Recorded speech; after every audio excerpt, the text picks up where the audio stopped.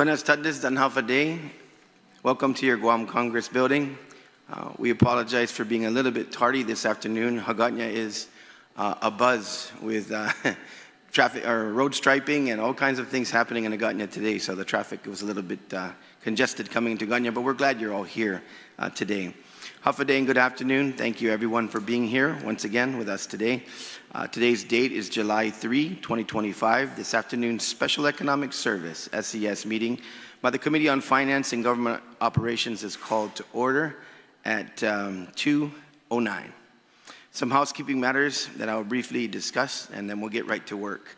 The first notice of this meeting was disseminated to all senators, media outlets on June 26, 2025, with its second notice disseminated on June 30th, 2025.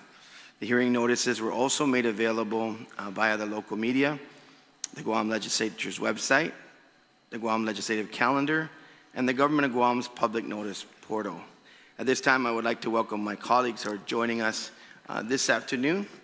We have Senator Terlahi, also the Vice Chair of this committee and Vice Speaker Ada, Senator Perez, thank you for joining us, Senator Talataidegui, Senator Sean Gumatauto, and Senator Sabrina Salas Mantanani. Zuzmasi for joining me, colleagues. Before we begin, I'd like to remind everyone in attendance of the Legislature of Guam's general rules of conduct. Individuals testifying shall first be recognized by the chairperson before speaking and shall state their full name for the record. Questions and testimony shall be confined to the substance and the nature of today's agenda. Personal inferences to the character and motive of any senator, individual testifying is not permitted. Pursuant to 11.01 of 38th Guam Legislature Standing Rules, a chairperson may order the removal from the hearing of a committee or subcommittee of any person who is not a member of the Legislature in Guam who fails to observe proper decorum. Any violation of this general rule of conduct will result in immediate removal from this public hearing room. Colleagues, for the sake of time, out of respect for our presenters, I kindly ask that we hold all questions and comments until section 14 of today's agenda, open discussion. This will allow us to move efficiently through each presentation while ensuring that everyone has the opportunity to fully share their input, and then later in the meeting, questions will be permitted. With that, we will now proceed to bring up members that I have requested to attend on the agenda. This will suffice for our roll call. I know that we may have some folks that are en route, but we can get started with the individuals that we already have present. So at this time, I'd like to call up the Office of Public Accountability, Speaker B.J. Cruz, Public Auditor. Also, BBMR, Lester Carlson, thank you for coming today.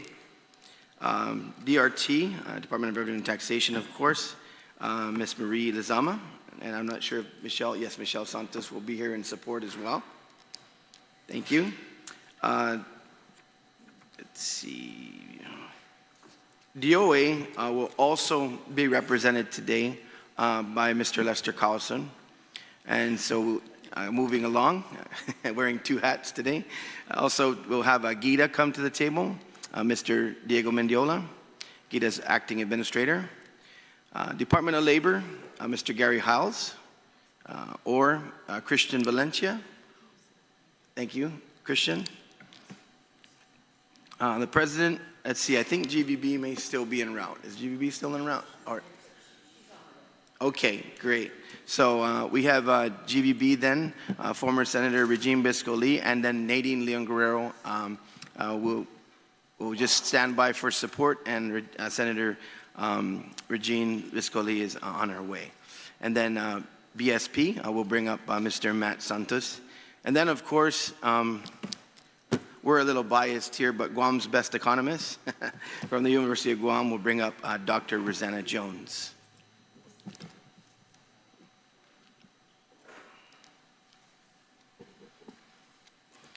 Okay, so that takes care of item 2 on our agenda. We can proceed to item 3 with revenue tracking. So at this time, I will turn it over to representatives from BBMR, DOA, and DRT for their joint presentation, which will include the May Consolidated Revenue and Expenditure Report, the May Special Revenue Funds Tracking Report, and an overview of any shortfalls and projected revenues for the remainder of fiscal year 2025. And so we'll go straight to you. Thank you, Mr. Chair. I call your attention to the May CRER. I sent in page 3. If we're going to have any visuals on the screen. So you have turned in slides? Okay, so AV, go ahead and proceed with the slides from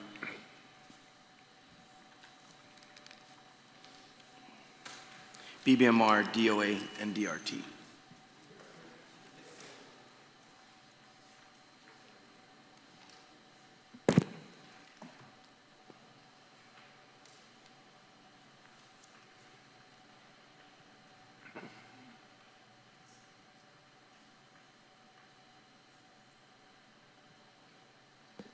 So we're understanding that your slides are just being sent now? No? May I acknowledge receive? We don't. Yeah, if you can just proceed, and then we will go ahead and put them up once we're loaded. No problem. So the operative page, as usual, is page 3 of the CRER. So our revenue tracking for the general fund is just north of $55 million over the adopted level for FY25. And as a side note, this level already exceeds the EBR number that was submitted, which called for an increase of $41 million. So just FY25 tracking looks very favorable to the budget numbers that we submitted January 31st. We have then taken out the appropriations that this body has passed for behavioral health, for DISIT, Chamorro Land Trust, and for the University of Guam. We netted out a little over $15 million. Then we went ahead and netted out the shortfalls for the Guam Education Facilities Fund, for the Healthy Future Fund, and the Tourist Attraction Fund. So net after public laws and appropriations and shortfalls to date, we're still $31,292,068 ahead of this year's budget general fund adopted levels, including making provisions for special fund shortfalls.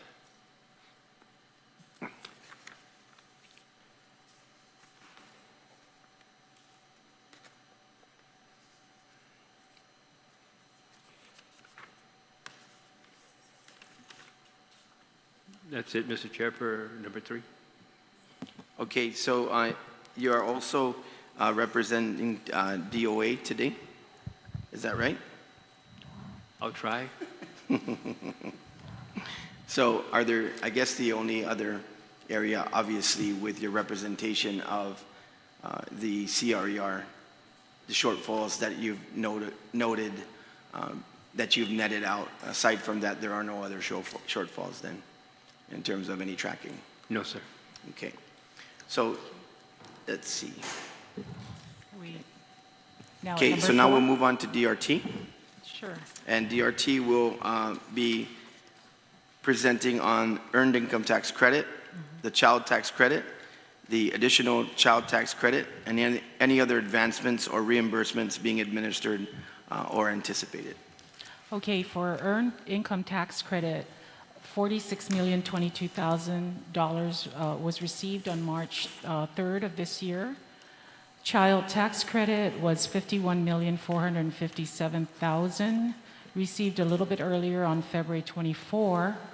And actually the additional child tax credit is rolled into the child tax credit amount of $51 plus million.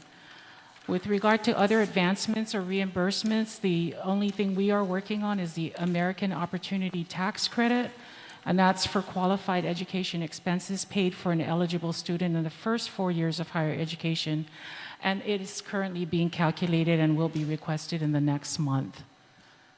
So that is for number 4. Okay.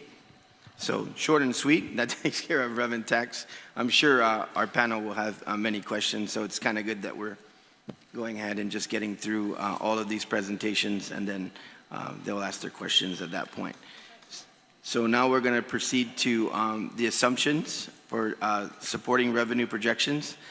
This segment is vital as we begin to craft a realistic fiscal blueprint for the next fiscal year. So I invite BBMR, DRT, and DOA once again to detail their assumptions. And these assumptions would be individual income tax, corporate tax, withholding, business privilege tax, Section 30 revenues, and projections for major special funds. Thank you, Mr. Chair. For the general fund categories, individual, corporate, withholding, BPT, I kind of went over that overview previously, noting that those major tax categories have grossed $55 million in the revenue tracking to date. That doesn't take into account June, July, August, and September. The last CRER was for May. If we exceed the adopted levels for those 4 months, that number, of course, will go higher. If it just hits the projected revenue levels and stays at that $55 million, that really does go a long way to support the revenue projections in the executive budget request that was submitted earlier this year. We used a 3-year average primarily to obtain the numbers that were included in the executive budget request. And as I noted, we're feeling pretty comfortable with the numbers that we presented, especially when you take a look further down in the fiscal year and you see how it is that things are actually coming to fruition with respect to collections. Section 30, there was a 4.5% wage increase to members of the armed forces. So we factored that number in, and I believe our executive budget request is $79 million plus. It's about $3 million and change over this year's level, primarily driven by the wage increase for Section 30. And the major special fund categories, we do note that the executive budget request has a number of $33,641,472 for the Tourist Attraction Fund, which is $2.3 million less than this year's number. Again, when we use the tracking and hopefully this upcoming exercise, Resolute Force specific, will have a positive adjustment into revenues. There are quite a number of people that will be here for the exercise, which is scheduled to be a month-long exercise. So there may be, that gap might close a little bit, but we're still comfortable with the $33 million number that we provided in January. Other than that, most of the major special revenue fund categories that were contained in the executive budget request are still holding pretty steady, very close to what it is that we projected and provided to the body for consideration. So we'd like to, like overall, it's only like a variance of $1 million from what it was that we are 25 versus 26 tracking. Does Revenue Tax have any comments to this segment? We actually, it was a consolidated, a consolidation of data. So we've had BBMR take the lead on that. Okay, thank you. So that will take care of item number 5. And so now we're up to item number 6, and this is estimated tax credit advancements or reimbursements for 2026. And once again, we'll go to BBMR on that. DRT is here to support that. And of course, you have DOA once again represented by Lester Carlson. Well, Actually, I will go ahead and take the lead on that. So for the last 3 years, EITC and CTC initial funding or advancements have been transmitted from the U.S. Treasury via electronic funds transfer, typically in the first quarter of the calendar year. And so we expect the same for FY 2026. And just to give a little bit of an idea as to the amounts that we expect, for the previous years, 2023 child tax credit was at $62,670,000. EITC for the same year, $56,100,000. For 2024, CTC was at $53,840,000, and EITC was at $45,218,000. So that would give you kind of an idea of the amount of money that we're expecting as an advancement. Those were 2023, 2024 numbers, and typically we get the advancements in the first quarter of the calendar year. Mr. Chair, I'd just like to note that given the receipt of the funds in the first quarter, the W-2 issuance date of January 31st, most people understanding that if they're due a refund, they file quickly.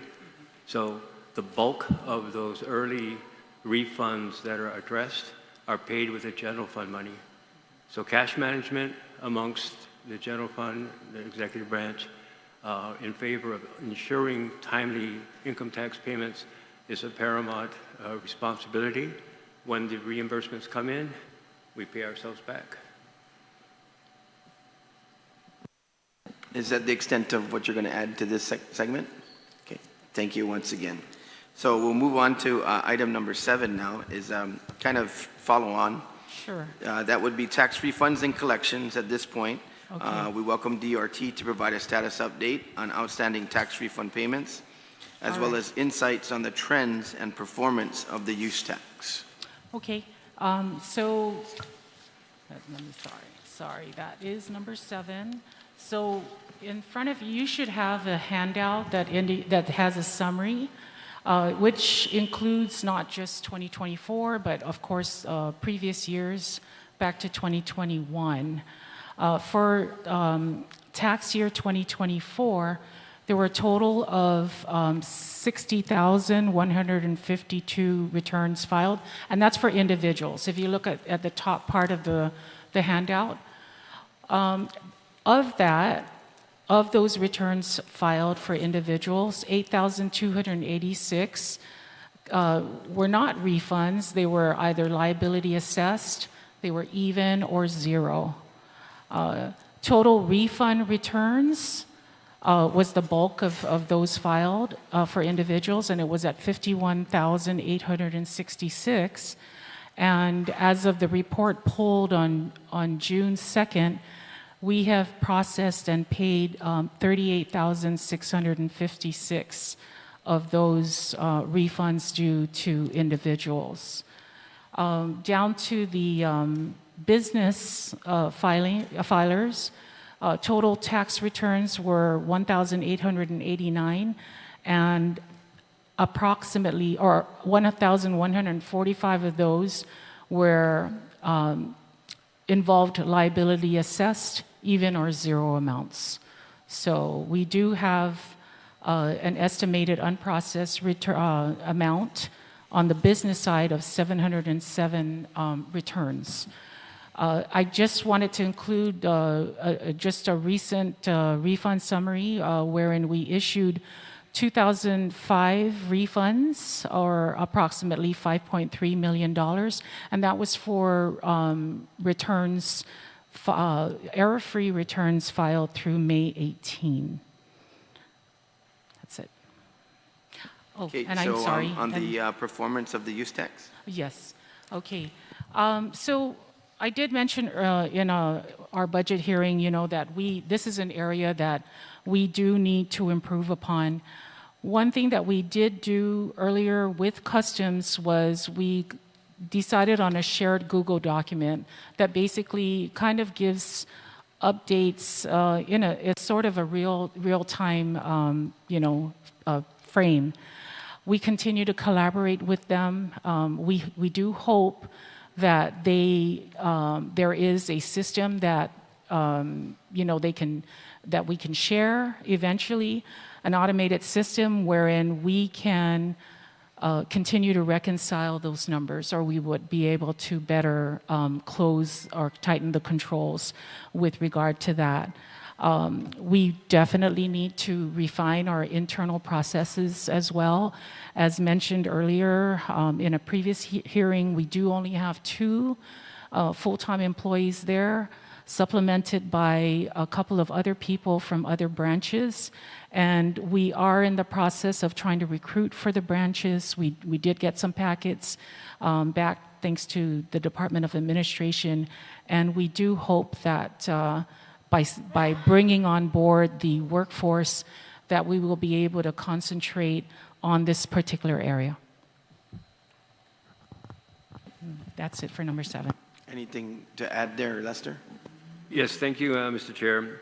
For the executive budget request for FY26, we have a $7.6 million number, but if you look at the CRER tracking, we're tracking 6.5. So to echo Director Lozama's comments, there needs to be some additional attention paid to the application and collection of use taxes. Okay, so that will conclude item 7 that we have on our agenda today. So we'll move along to item 8, and this is under federal assistance funds availability.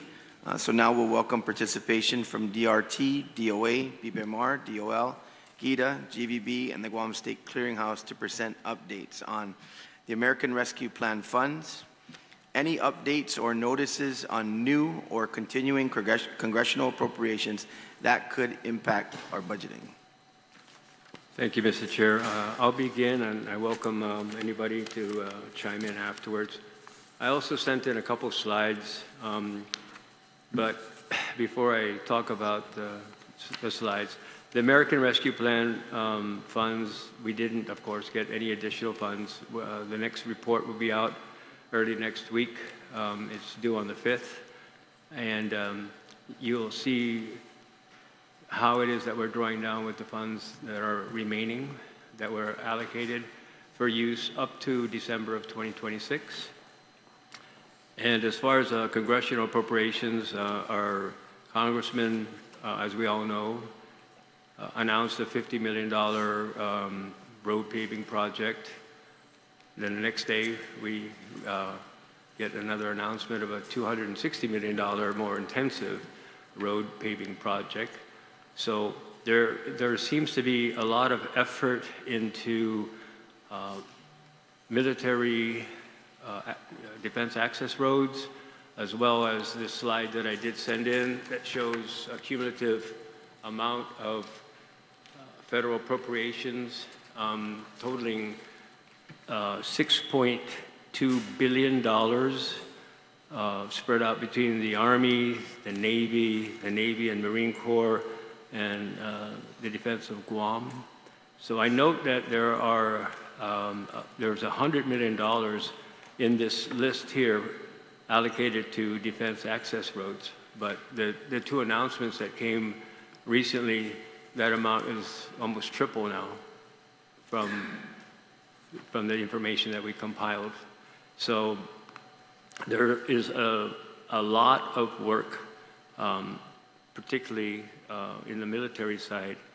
And another slide, and I gave this out, I believe, at the public hearing for Bill 11. This is just the most recent population of the military. And we're going to grow that population significantly by 2037 when it's all said and done. But it's a lot of people, a lot of growth, a lot of expenditures. We're seeing a lot of activity in the private sector outside the fences as well.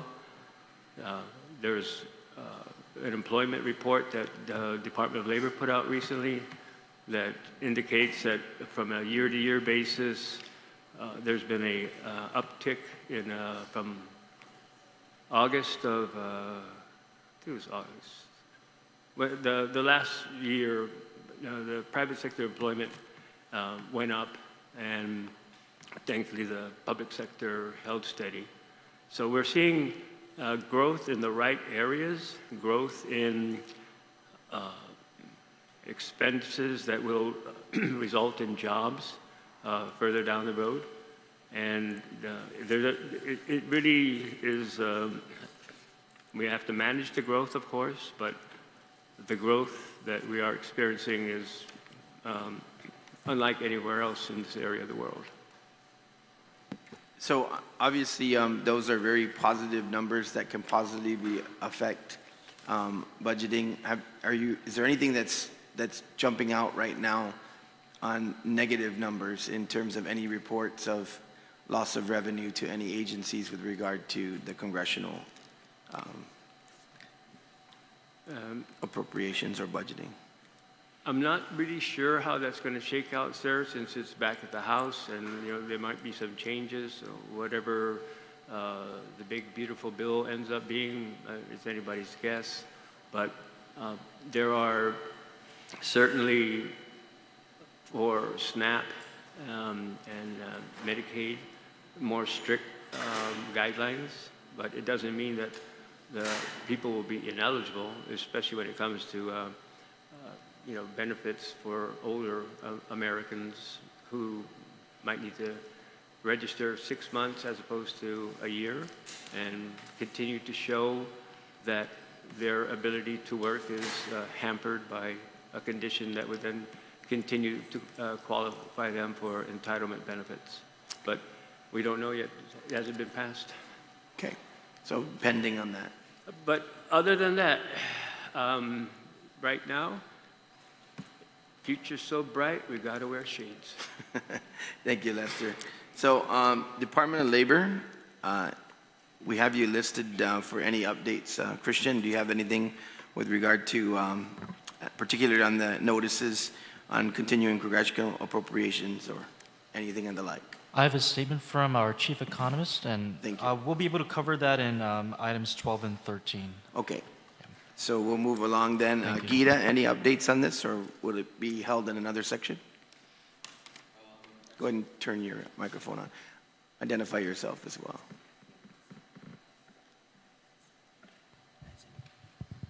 Sorry, off a day. Sir, my name is Diego Mendiola, representing Gita.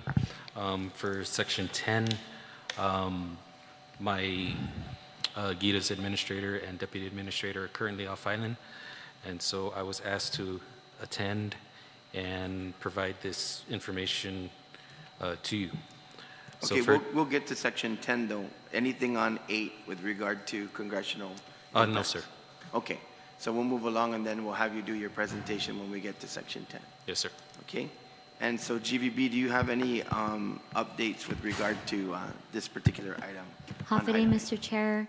In terms of American Rescue Plan funds, we have no ARP projects, but GVB is exploring options for federal funding, such as GURA's Community Development Block Grant and some other opportunities that might fit in line with some of our recovery projects and other projects for the Bureau, but no ARP projects or other federal funding at this time. Okay, thank you. And the Guam State Clearinghouse, any updates with regard to this particular area? Matthew?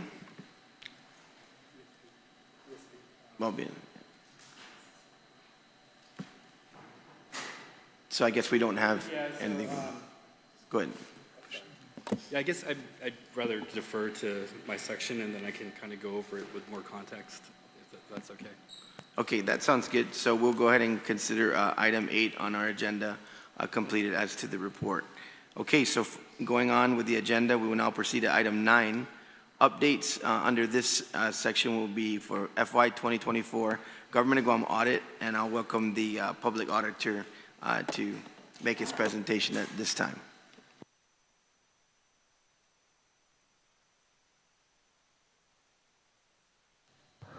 Thank you very much.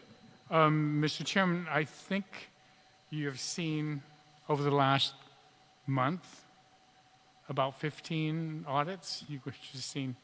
Here's the update. We should have everything out by the end of July, except for DOE and the Gov Guam wide. Unfortunately, because of the problems at DOE, DOE may not even be ready until December, which means Gov Guam may not come out until January. I've tried to move it along, and DOE has actually reassigned their internal audit staff to assist the financial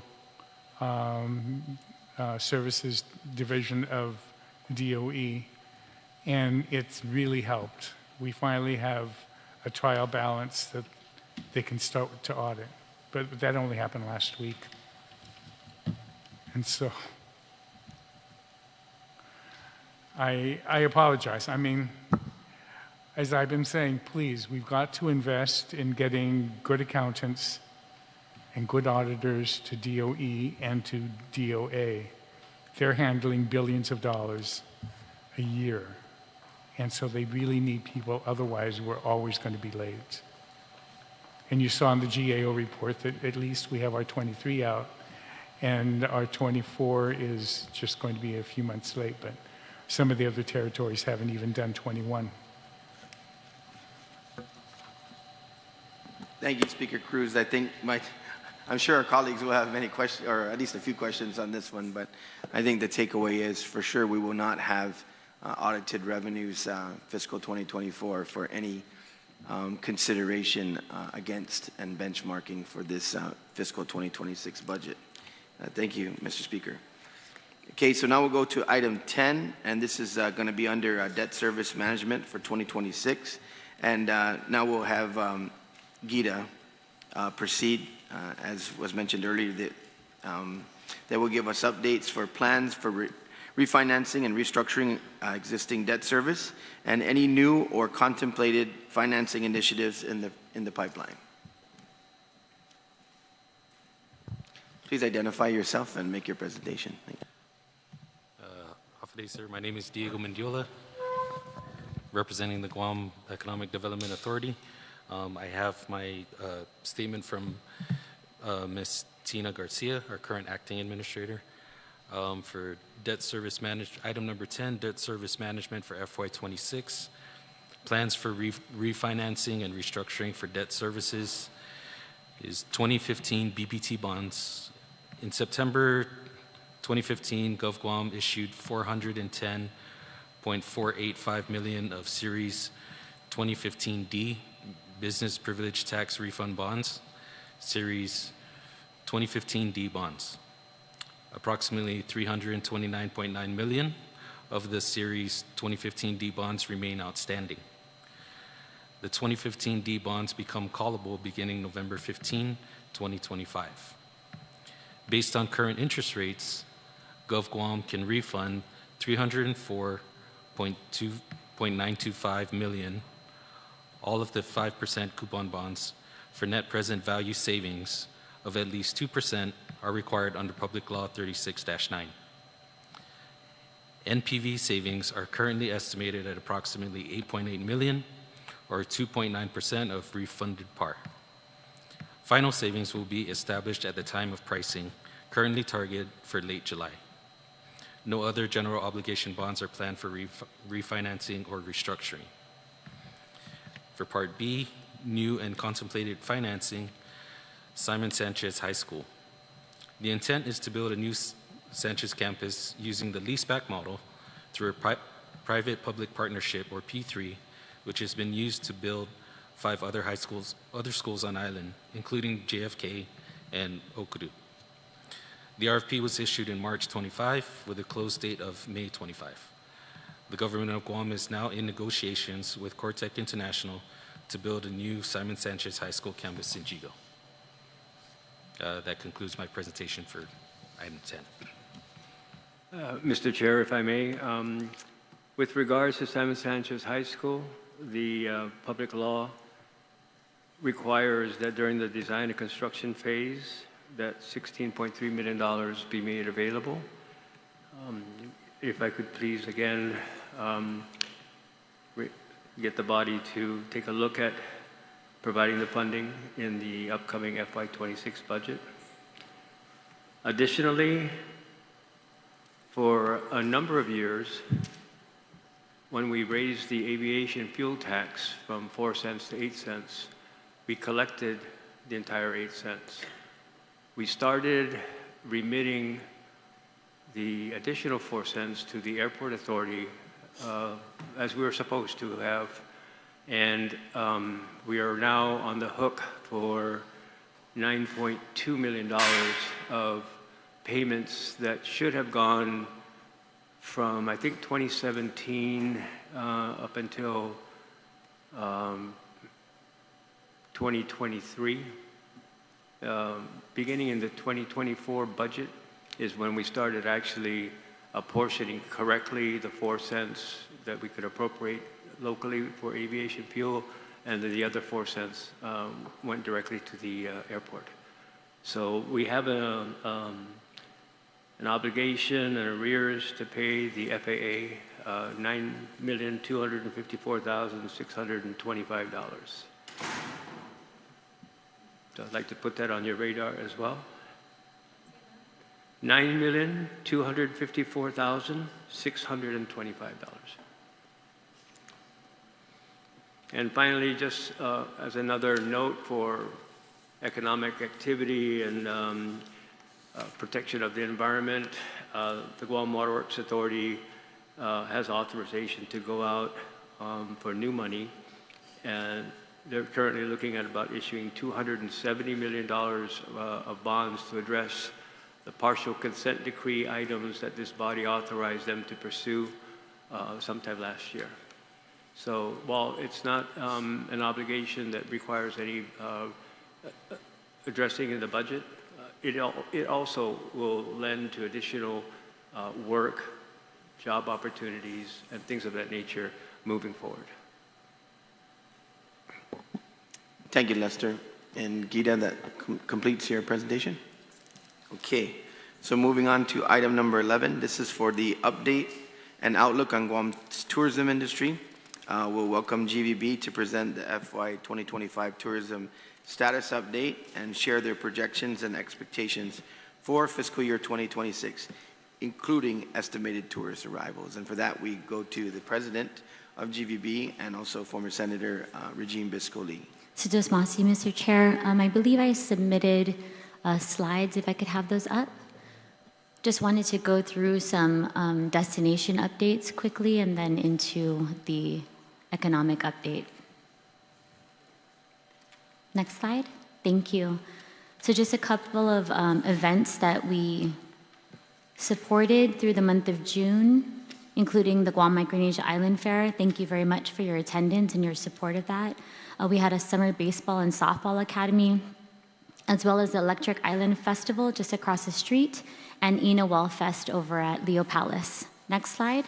Coming up this weekend, we have a concert in Tumon. It's Maui and the Hafaloha concert, followed by the Whalers on July 19th. We also are anticipating the launch of our Tumon Night Market, which will be every Sunday starting July 27th, as well as the 81st Liberation event on the 21st and a Dragon Boat Festival. I'm sorry, that's for fiscal year 26. That's in November. Next slide. Our original forecast, if you recall, this was for FY25. We had 3 separate models that we laid out. So we're finding ourselves, in terms of actual numbers, kind of in between the conservative and moderate forecasts. So this is just broken down into our different source markets. Next slide. So in terms of our revised forecast versus actual, the forecast is reevaluated on a quarterly basis. So the revised forecast, again, has us between the conservative and moderate projections, and our current projection is about 785,000 visitor arrivals, and for the months of October through May, that's just above 95% of our goal. Next slide. Just wanted to also share some marketing highlights. We had a film crew here from TV Tokyo. It was their first international film series for Tokyo, and we have about, they're anticipating a viewership of over 5 million people throughout Japan. So there are many more activities, but just to keep the presentation short, just there's some highlights to share with you. So again, the TV Tokyo drama series. We had a Malaysian travel agent and media fam tour of about 41 packs here last week. So that's the second photo you see.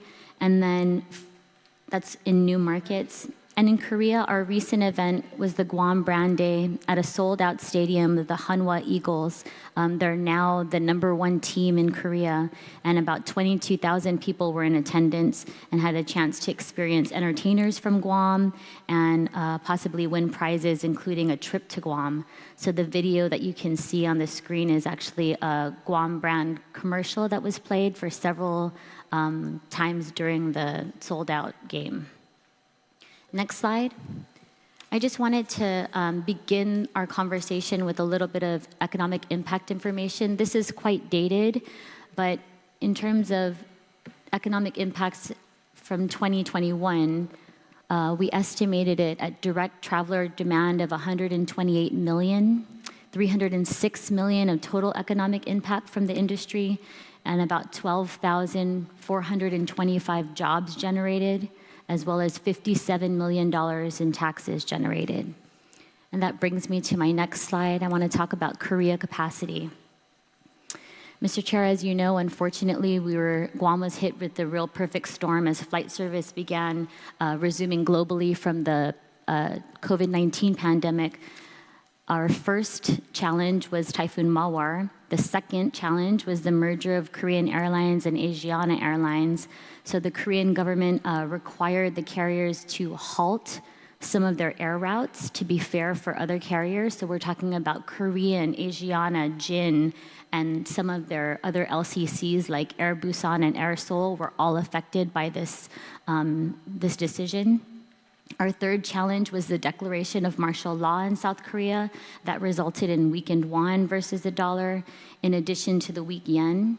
Our fourth challenge were accidents involving 2 different Korean carriers, resulting in the loss of lives and aircrafts. And finally, our fifth challenge is the global delay of aircraft delivery. So just a real perfect storm, Mr. Chair. And with aggressive airline incentives and a strong marketing push and really great effort by our marketing team, we were able to build back seat capacity, and I really want to thank our team both locally and in Korea for making this happen. So as the chart outlines, in the beginning of the fiscal year, we were about 37,918 seats a month, and then in March and April and May, you can kind of see that slight increases and decreases. In June, it was 39,180 seats, and then you can really see these airline incentives begin to climb in seat capacity. So for July, we're anticipating 50,629 seats available. In August, 60,000 seats, and then again in September, about 58,000 seats. So our incentives are working. We're able to bring this capacity back to from multiple cities in Korea to Guam, and the load factors on these aircrafts, Mr. Chair, have actually been quite favorable. And so we thank the legislature for your support. And I think securing these additional flights was a critical first milestone, but it's really only the beginning. We started providing these incentives to airlines in December. I went out there with our team from the airport and some other GVB folks and met face-to-face with them in April, and now we're finally seeing these gains, but these gains are not guaranteed. Without continued funding and strong support, we really risk losing these seats altogether, and once we lose them, it'll be much harder and more costly to rebuild this air capacity than it is to sustain it now. Next slide. So I did want to focus on FY26, as indicated in your agenda. With the additional seats from Korea, our optimistic goal at this time is over 1 million visitor arrivals for FY26. To be precise, 1,044,162 arrivals. To achieve this goal, again, we need the full support of the legislature, the Tourist Attraction Fund, and additional support from the general fund or whatever source OFB can identify. Due to some of these global supply challenges, as I mentioned, it's essential for destinations to offer airline incentives. Without the airline incentives, we could face another drop in capacity that we experienced in February to May of this year. Next slide. And we also wanted to present, sorry, can we go back? There should be a conservative forecast, thank you. If airline incentives cannot be offered, we do anticipate a loss of air seats to more competitive destinations. And at that time, the forecast would be down to about 667,787 arrivals. And that concludes our presentation. Tutuas Masi. Thank you, Senator Lee. So now we'll move on to item 12 for Guam's economic outlook for fiscal year 2026. And now we bring on Department of Labor to present the labor market analysis and economic forecasts as we head into the next fiscal year. So we'll go ahead and move to you now, sir. Thank you, Mr. Chair. Identify yourself. For the record, my name is Christian Valencia. I'm the Assistant Economist at the Guam Department of Labor. I'm here on behalf of our Chief Economist, Gary Hiles, who's currently off island. He's provided a statement, and I can read it into the record, Mr. Chairman. Hofday, Chairman Duenas, as a member of the Special Economic Service, I will be providing comments on agenda items 12 and 13, Guam's economic outlook for fiscal year 2026, and federal or military contributions and expenditures. The economic outlook for fiscal year 2026 section in the executive branch budget submission covers these items in considerable detail. The outlook summary prepared in January 2025 stated that Guam's economy is expected to continue expanding and recovering from the pandemic downturn throughout fiscal years 2025 and 2026. Increased tourism, construction, and numbers of DoD personnel are anticipated in 2026, broadening the expansion to industries beyond construction. This economic expansion and partial recovery began in 2021 and 2022, restoring Guam's growth trend. Further, it increased economic activity, and that's anticipated due to simultaneous increases in construction, including the progression of the Camp Blas Marine Corps Base construction activity nearing its planned peak, missile defense construction, private and government construction projects, and continued recovery in the tourism sector from Korea and Japan. There is considerable evidence that this assessment remains on track. Just this year, major new retail establishments have opened, including Don Don Donki. The Bank of Hawaii is scheduled to open its new branch on Monday, July 14th.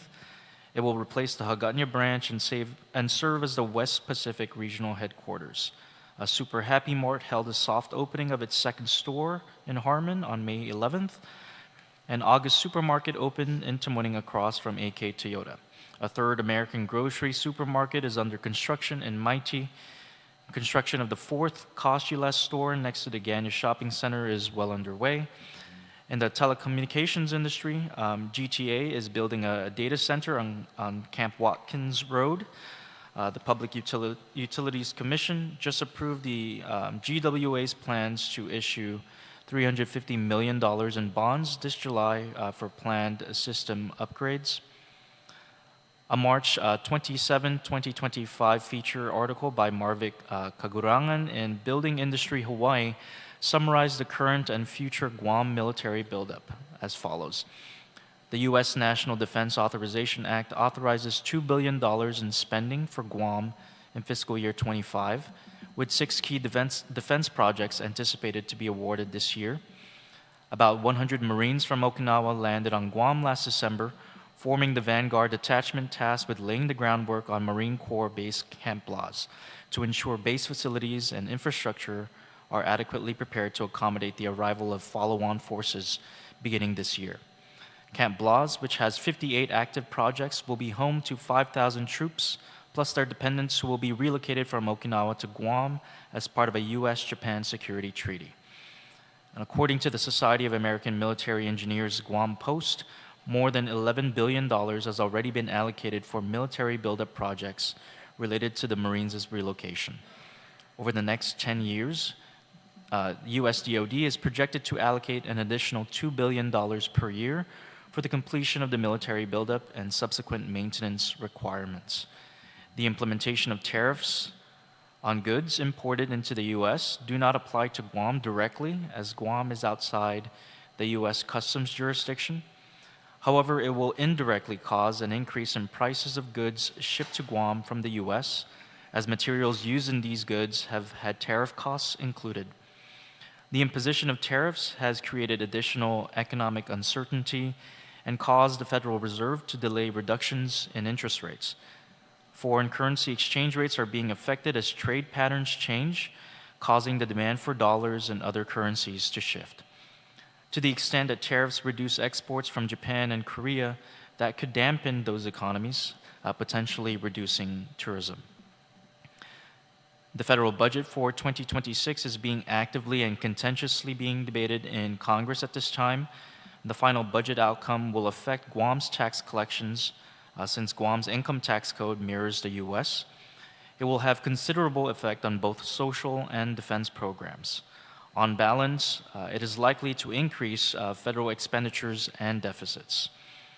Despite the global challenges with political, economic, and international relations, Guam's economic outlook remains positive in the aggregate. Signed, Gary Hiles, Chief Economist, Guam Department of Labor. Thank you, Christian. We really appreciate that representation that you've been able to bring forward on behalf of Mr. Hiles. So now we'll move on to item number 13, federal and military contributions and expenditures. As Department of Labor indicated with Christian, they had covered this area for their part, and so we will be going now to BSP, Bureau of Statistics and Plans, for their presentation with regard to this segment, military contracts, federal contributions, and fiscal impact on government of Guam revenues. And for that, we recognize Matt Santos. Thank you. Can you just load the presentation? And then go to slide 2. Sorry. Oh, there you go. So this first slide is based off of the total federal action obligations. That's defined as the amount of federal government's obligations, de-obligations for contracts, or liabilities in dollars for award transactions. So these are the actual, based off the transaction, and don't represent necessarily their award. I chose to create a 5-year, time span based on fiscal year, due to the fact that there's a lot of lag when it comes to the actual expenditures of federal assistance. So money from 2022 all the way through to right now, a lot of it hasn't been fully expended. So while the current federal expenditures through July 1st seem like a huge decrease from the prior year, there's still a lot of federal assistance, especially in the context of grants, FEMA disaster assistance, and also FEMA payments that have yet to be spent. So you have big ticket items from like 2024, like the BEAD program, where it's like $128 million, where that money is yet to be spent. And this is especially the case for things where the funding is dedicated to CIP projects. This next slide, slide 3, this is a breakdown of assistance by grants and then other. So other is going to include direct payments for specified use, and these include things like SNAP benefits, Pell Grant payments, Section 8 vouchers, federal disaster assistance to individuals and households, and then direct payments with unrestricted use, or direct payments for veteran benefits, disability benefits from veterans, social security payments to retirees, survivors, and the disabled that are covered under that. Next one, next slide. I do want to also bring up the fact that when it comes to grants, because there was a continuing resolution this year for the FY25 budget, it did delay a lot of NOFOs for grants, thus delaying the time that the application period is and also the time for payment. So for even programs at my agency, like our coastal management program, we typically have everything approved and done now, and we'd receive it next month with, money in the bank October 1st to cover personnel covered under those things. So there's been a huge delay. Other examples are like the TAP grant, where the NOFO just came out. Typically, that grant period, the application period would have been closed a couple months ago, and we'd expect payment by this month. So there is a possibility to where those 25 expenditures are going to be deferred into the beginning of 26. So the 25 amounts might not be as big, but they are because a lot of those grant opportunities were deferred. Whether it was because of the continuing resolution or because they need to be evaluated for DEI or the application to climate change. If you want to go to slide 4, I believe. Here we go. This is a cumulative federal contract, so I know that there's a lot of focus on, larger big ticket contracts, $5 million and over, but this is all of your small stuff from landscaping to housekeeping services to rental car payments. So I have it broken out by both all contracts and then, contracts for services and construction projects. And it's split by both Guam and non-Guam based companies. So a big portion for the non-Guam based companies include some Guam based companies when, like, say, the joint venture is incorporated, in the States. So definitely for 2025, the split's a lot bigger the other way. And then this is the breakout for the Department of Defense and everybody else. So obviously there are a majority of the federal contracts that are spent on Guam, but but it's important to know that they're not all of them. Not all of them are just defense spending. So there is some direct spending from other federal agencies other than the Department of Defense. And this is not inclusive of federal expenditures that are related to civilian personnel costs for folks that are located here on Guam. And then the last one is really just a breakout for the last 2 years for contracts based off of their industry classifications, so you could see what's, what industries are benefiting in terms of federal procurement.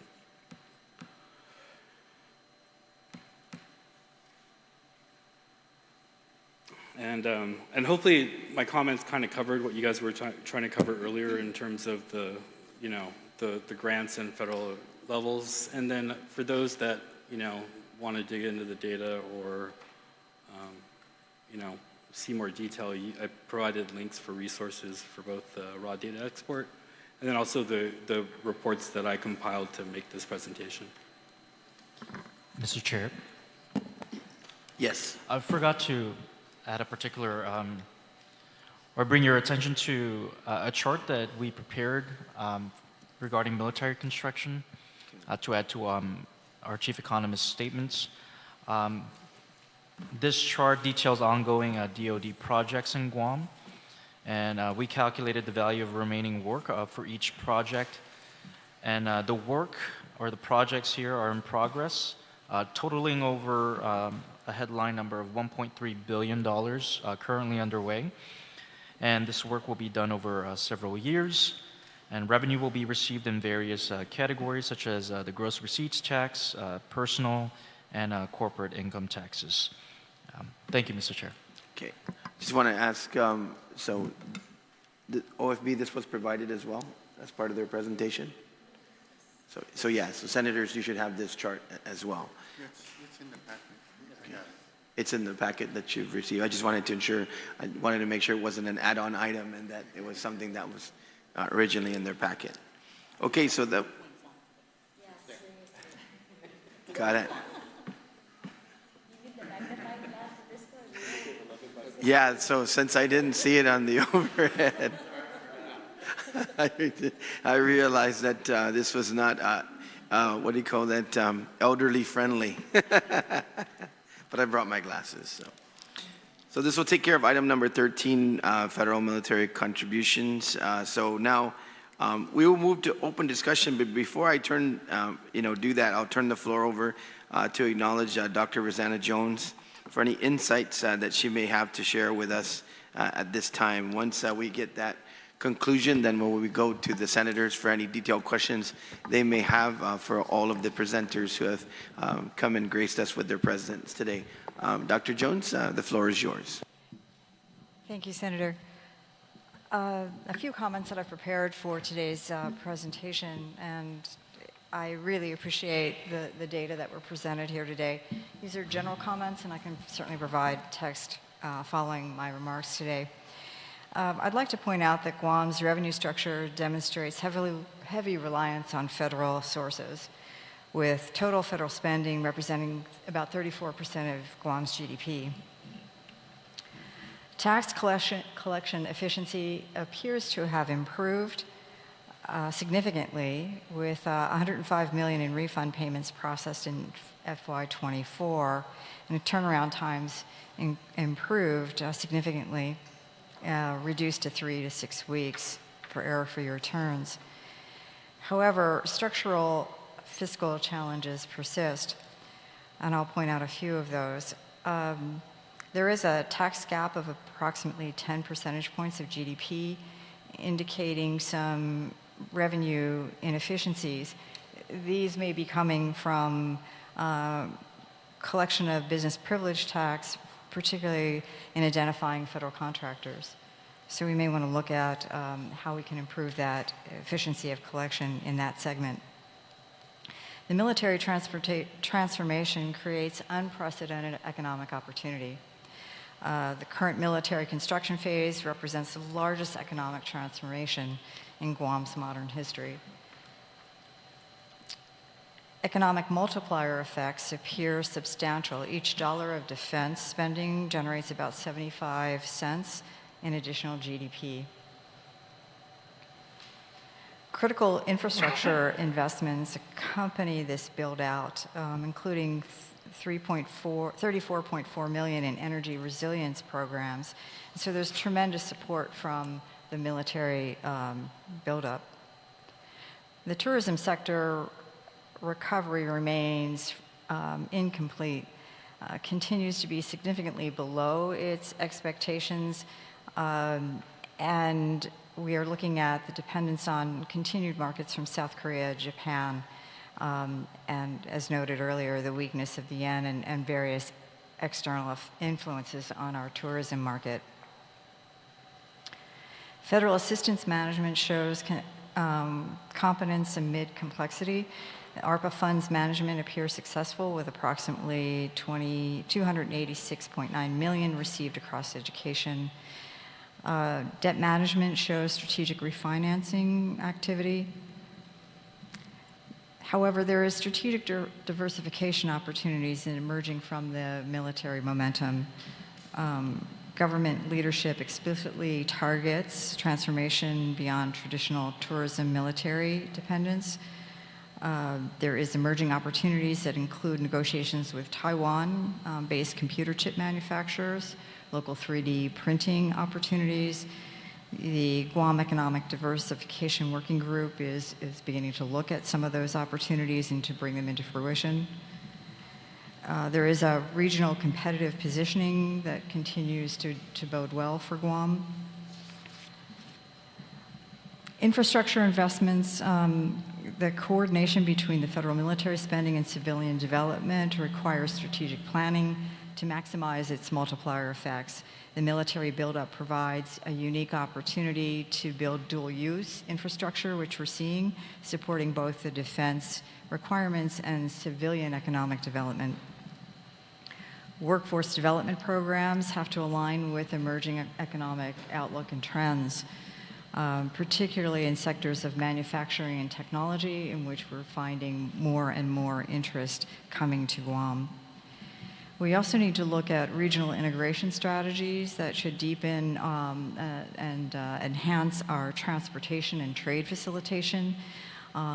in the region to reduce what we're seeing as fragmentation. It's hampering commerce not only here, but throughout our neighboring islands.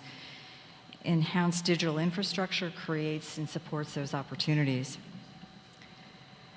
In conclusion, Guam faces its most significant economic transformation since World War II with this military buildup. Historically low unemployment, yet declining labor force participation that we're seeing, successful fund management, yet persistent compliance challenges, tourism recovery progress, yet continued dependence on external volatile markets.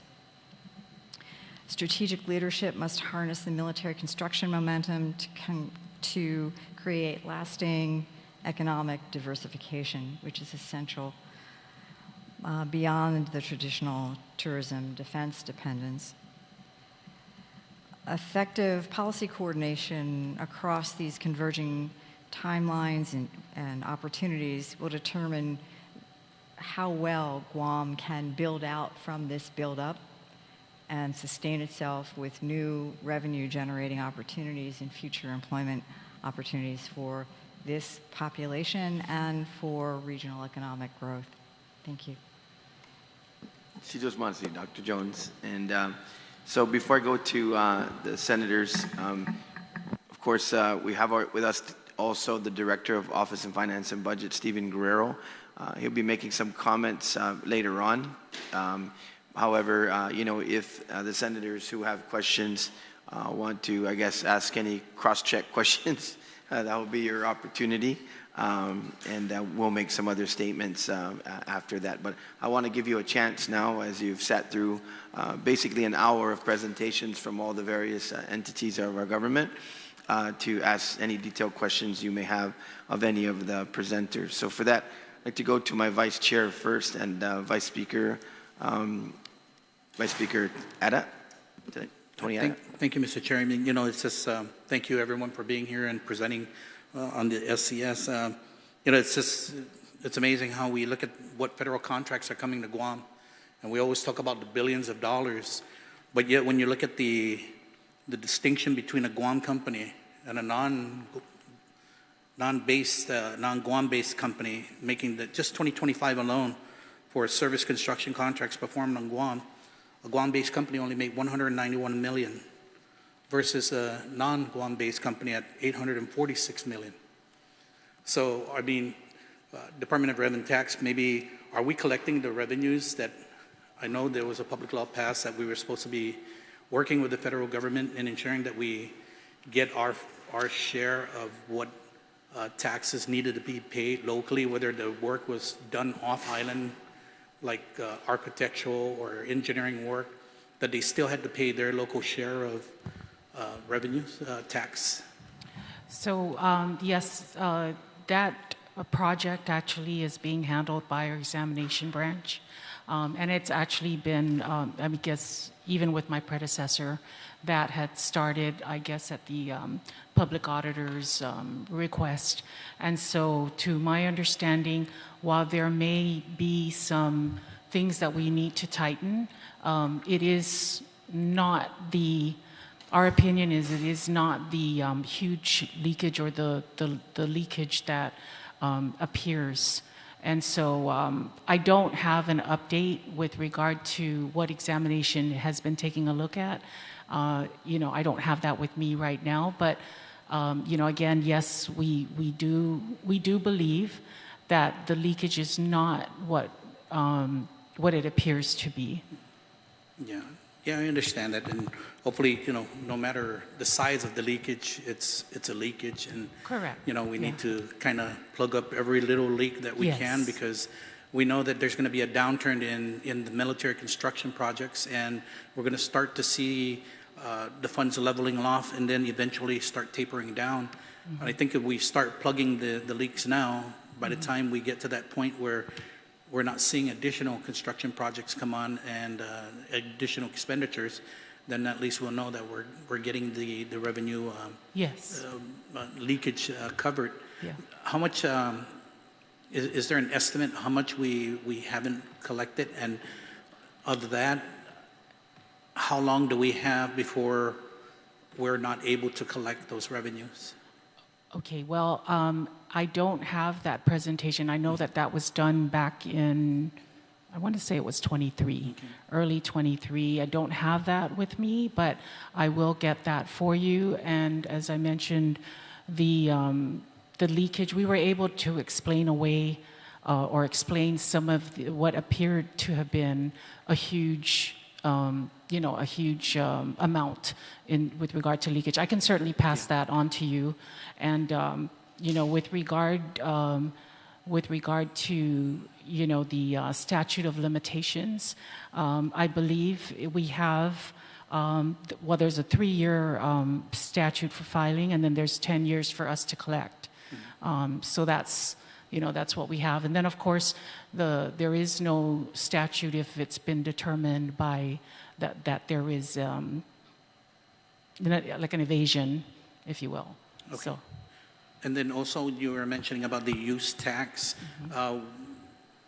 Do we estimate how much use tax is not being collected as well? And also on I know we're working with customs to try and get this situated, but are we looking at how much we're... So the problem with the use tax, right, is some of it is, we have an assessment, but then people bring in their documentation, to prove that, that they did pay the taxes and so forth. Right now, we have a huge problem with the reconciliation, and that is because depending upon, how things come in, we cannot hold, we can't deny the delivery of the shipment. So if it comes in through the airport, it has to be, just given to the forwarder and so forth.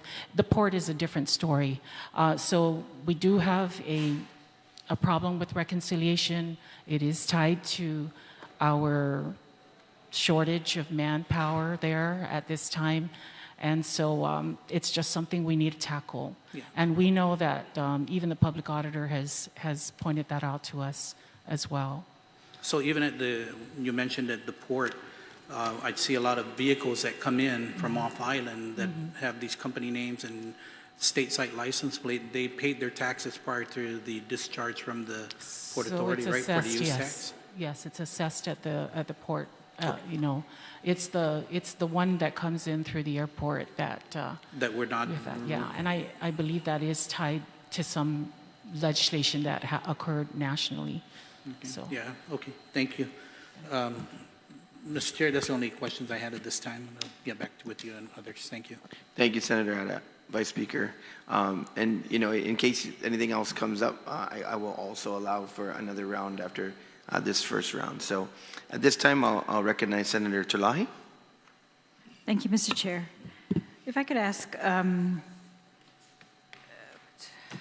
Gita or BBMR, when you talked about the leaseback for Simon Sanchez, and then Lester, you talked about the 16.3 million that is due.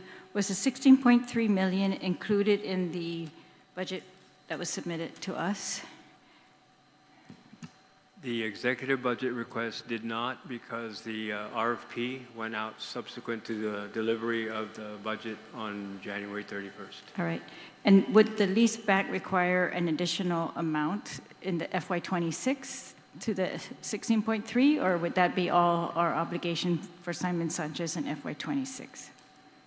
The way the legislation was crafted, there was a cap on the par amount that could be borrowed and a cap on the annual debt service amount to include debt service, maintenance, and insurance. So that number is 16.3. And the legislation says that the money shall be made available during the design and construction periods. So if we are able to consummate discussions with the most qualified bidder, we will certainly move ahead expeditiously to get that high school underway. All right, so we need to add 16.3 to the budget. Yes, ma'am. And the payment the 9.2 million for the airport, you said, it's for FAA. What, is that also, is that in the budget? Or are you saying that's not in the budget and that's why you brought it up? It's not in the budget. We have begun the process of remitting appropriately. However, the arrears have to be addressed. So what I'm bringing to your attention is the arrears that still need to be addressed. Okay. So that's significant. And the ARP report that you gave, or you said it's due on the 5th, is that able to be moved around at all anymore? No. Not at all? And the use tax, directors, if you could just discuss that a little bit. So I know you said some work needs to be done, but do we have any, and then the estimate for the current year, FY25, was too high based compared to what we collected, correct, Lester? Director Lester? The use tax that we collected was less than what we anticipated for FY25. Yes, ma'am. So FY26, do you believe we're going to be able to collect what you're estimating? Our number for 26 is a reduced amount from 25. However, it is not the tracking amount that we have. So I think we're tracking 6.2, and I think our number for 26 was over 7. So there's still a delta.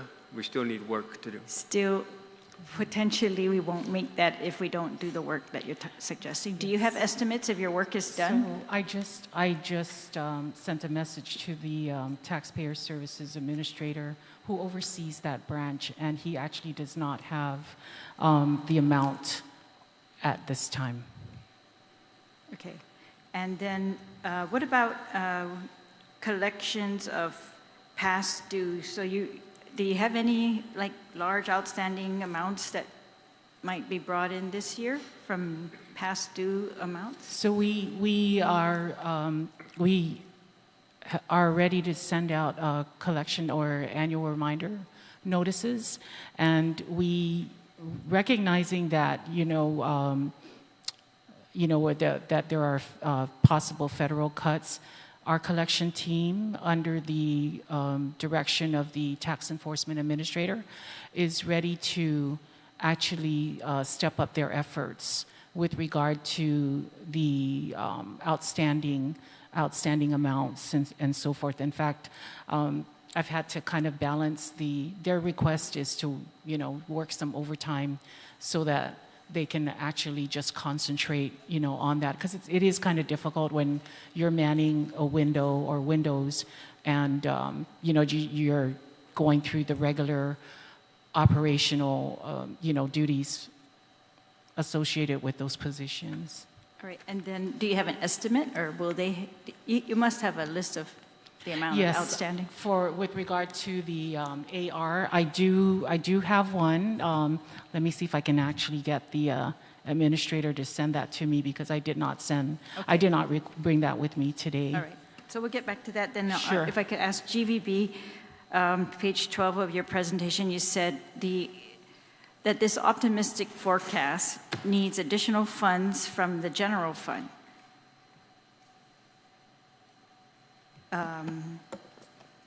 Could you just explain that more? Like, how much are we talking about? Is that included, Lester, in the budget as well? Because the budget TAF went down $2 million. The request that was sent in by the governor is only for executive branch agencies, so we leave that discretion up to the body. All right. Senator, I just want to restate. So we need the full support of the legislature, full support of the Tourist Attraction Fund, and then additional support from other sources. Whatever source the Office of Finance and Budget and you fine folks are able to find, I mean, that's up to you. If it's a general fund, if it's, Is that in a specific amount? Or, where is that reflected? Mm-hmm. So currently, we're spending, or we're anticipating about $10 to $11 million in airline incentives to maintain the current forecast and this FY26 optimistic forecast of 1,044,162, which is actually slightly below our recovery plan projection for FY26. And you're saying that these airline incentives are not covered in the TAF predicted amount? No, ma'am. And the How is existing that? one is not either. We what were is able, not? our existing airline incentives, we were able to make some changes in our budget, make some changes in administrative costs, warm bodies, and we were able to make other funds available from the GBB budget for FY25 to have those funds available. But for FY26, we're really going to need your help. Is that reflected anywhere?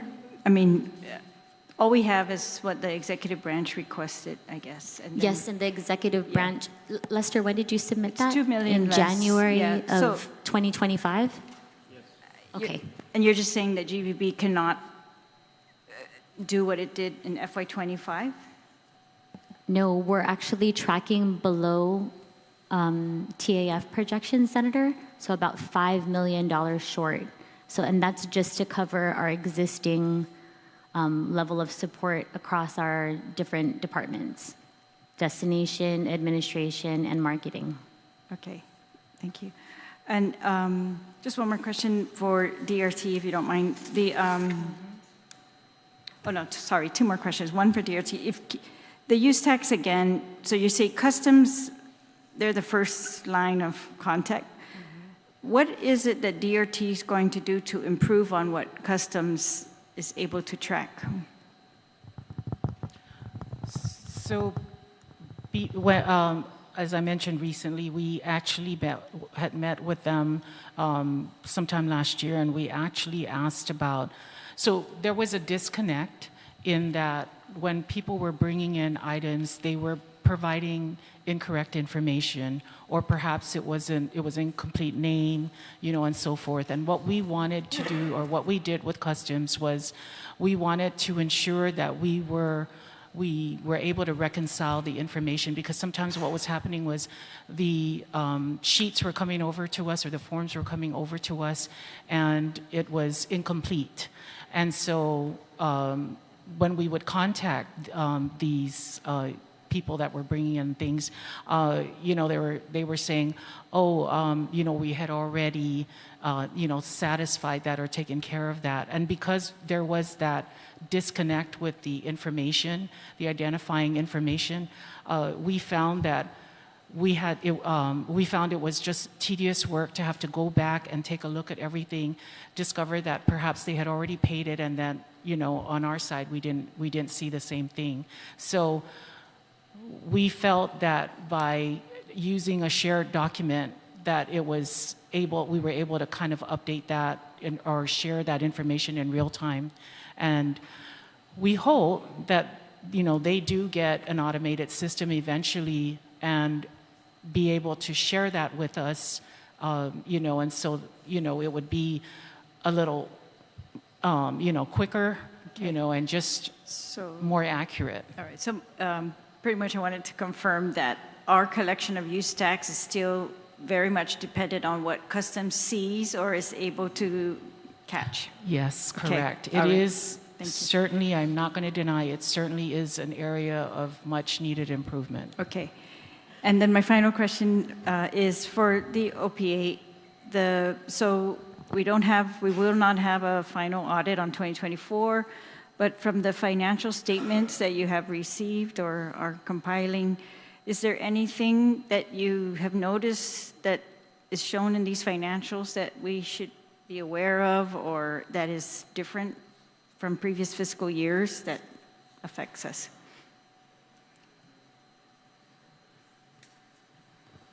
Not really, but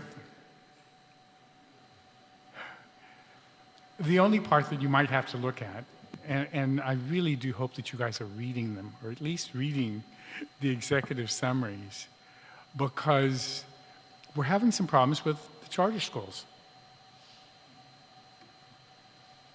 And when I speak about it, I get accused of being anti-charter. But I just pointed out to you guys, and you guys do what you need to do, hopefully. And on the other parts is that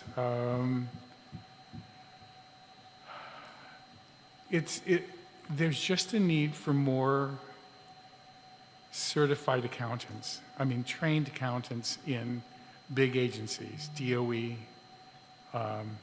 Department of Administration, because you'll notice that in the findings, and recurring, the number one finding and recommendation is you need to upgrade your accounting division.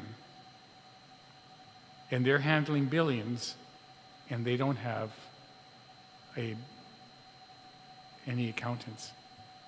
And you've got to invest in that. All right, thank you very much. Thank you to all of you. Situs Masi, Mr. Chair. Situs Masi, Senator Chalahi. This time I'll recognize Senator Gumatauta.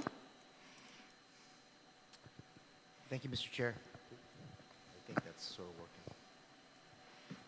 Thank you, Mr. Oh, there you go. Thank you, Mr. Chair. Just a couple questions if I can. Let me start with our friends at GVB.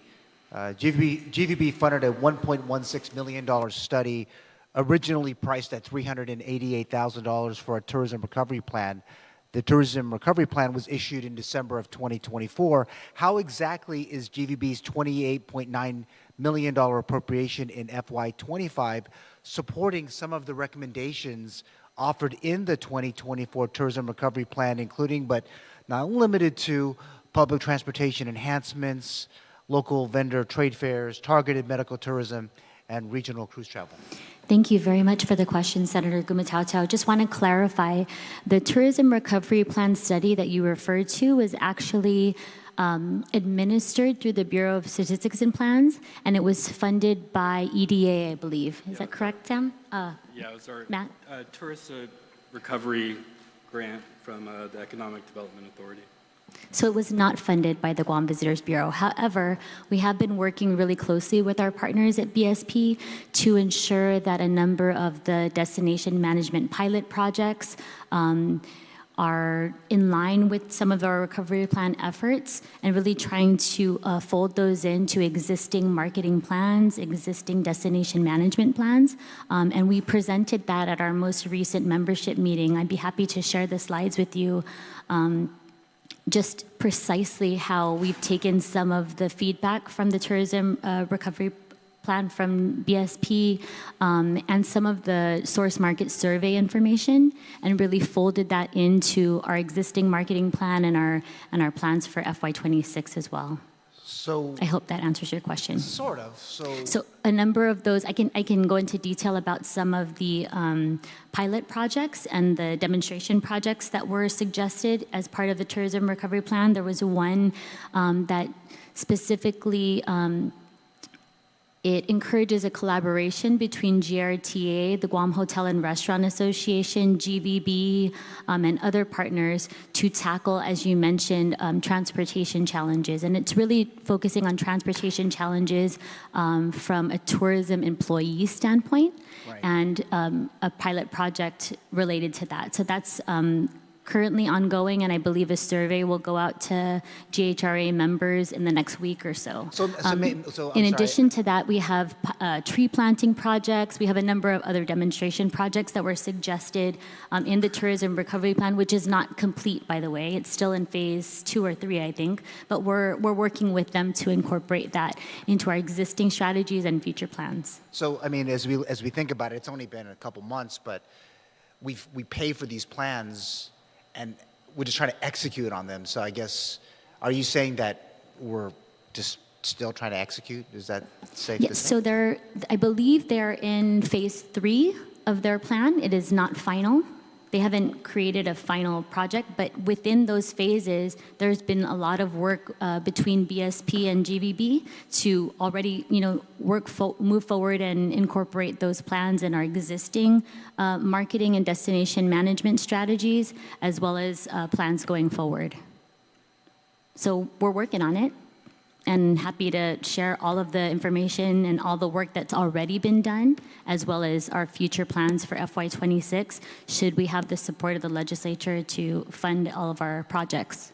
Okay, that's fine. I mean, considering that, again, we're way above that original price of that 388, and so we're saying that all we have out of it is pilots. So it's my understanding that I'll let Matt respond because Sure. it really is a BSP I mean, project, yeah. but it's my understanding that that tourism recovery plan sunsets. It actually is projected to end at the end of this fiscal year, and then they'll take time to relay information back to us. But we're not waiting until that's completed. We're already moving forward. I'm fine with that, Regine, but Matt, I mean, we're almost out of time, so what's going on here? What do you got? I guess she alluded to the fact that they take some of the insights that were developed from the plan to apply to their marketing strategies, right? So it's not a wash. But in terms of like the pilot projects, we've also been looking at grant fund money for things like restoring trails and hiking trails to historic areas. So trying to get as much federal money as well to cover some of the pilot projects. But we're given money to do a plan. And you're saying today that you're just not there? Well, we're asking, you guys are coming here asking us for more money too, but we're not. You haven't even finished the plans that you outlined for this recovery plan. Yeah, so that was the repositioning study based off the feedback that I think received. we should reposition. We need to position. No, I understand. I mean, these numbers are not great. Senator, not to be difficult, but no, I think I just want to restate that the tourism repositioning strategy, it was slated to be delivered to BSP at the end of this fiscal year. So the fact that programs and planning and a lot of these demonstration projects are already in play before the end of their contract, that says something. I think maybe I'm reading into this, but it's almost as if you're saying that no work has been done. No, and I just really want to strongly counter that because we've been doing a lot of work. GVB has done a lot of work with BSP to make sure that this is a workable plan for us that incorporates the recovery plan that we've developed on our side, as well as the information that we have received from the source market. Okay, then this might get to my next question. So what extent are members of our tourism industry engaged in the prioritization of GVB's annual appropriations, recognizing that the appropriation requests continue to increase, and while our visitor arrivals remain 50% below our pre-2019 levels? I'm sorry, can you repeat your question? Yeah, to what extent are members of our tourism industry engaged in the prioritization of GVB's annual appropriations, recognizing that your appropriation requests continue to increase while visitor arrivals remain below 50% of our pre-2019 levels? So our GVB membership, we actually just had a membership meeting I believe in May of this year, and it was very well attended. We have our members attend monthly meetings for the Japan Marketing Committee, the Korean Marketing Committee, Taiwan Marketing Committee, which I believe just met today. We have destination management. So we have a very robust participation from the industry. And we also presented our budget to our board about 2 months ago at our board meeting. I believe Senator Duenas and Senator Jesse Lujan were present at that meeting, and Senator Therese Terlahi also attended our membership meeting. So I think we have really good lines of communication open with our legislative partners as well as our membership to make sure that they have input and insight and are able to provide feedback on the very precious resources that we are receiving through the TAF. So, we will continue to work with you, but the need still remains, and we really, in order to have these kinds of increases, we're able to provide the return on that investment, but we need that investment from you. Got it. Thank you. So let me move on. The appropriation reserve report for the second quarter of FY25 indicated that $54.7 million from a total budget of $1.128 billion was held in reserve as of March 31st, 2025. How many agencies, Lester, did not receive their full appropriations in FY24 and were allowed to carry funds into FY25? And how much is BBMR and DOA tracking in unexpended appropriations going into September 30, 2025? Thank you for that question, sir. Just so that we're clear, anything that's put in reserve is done so to ensure fiscal responsibility. The 35 or 36 agencies under BBMR's budgetary control include the fire department, the police department, and public health. When we put amounts in reserve, it's to ensure sufficient resources are available throughout the entirety of the fiscal year and not expended too quickly, and that, more importantly, if there are adjustments that are necessary in object categories, we have the ability to move money because of the reserves that were put in place. It's really the only budgetary control tool that I have. And as far as lapses and carry forward appropriations, that is a policy that we would really like to see stopped. Unfortunately, it makes its way into the budget every year.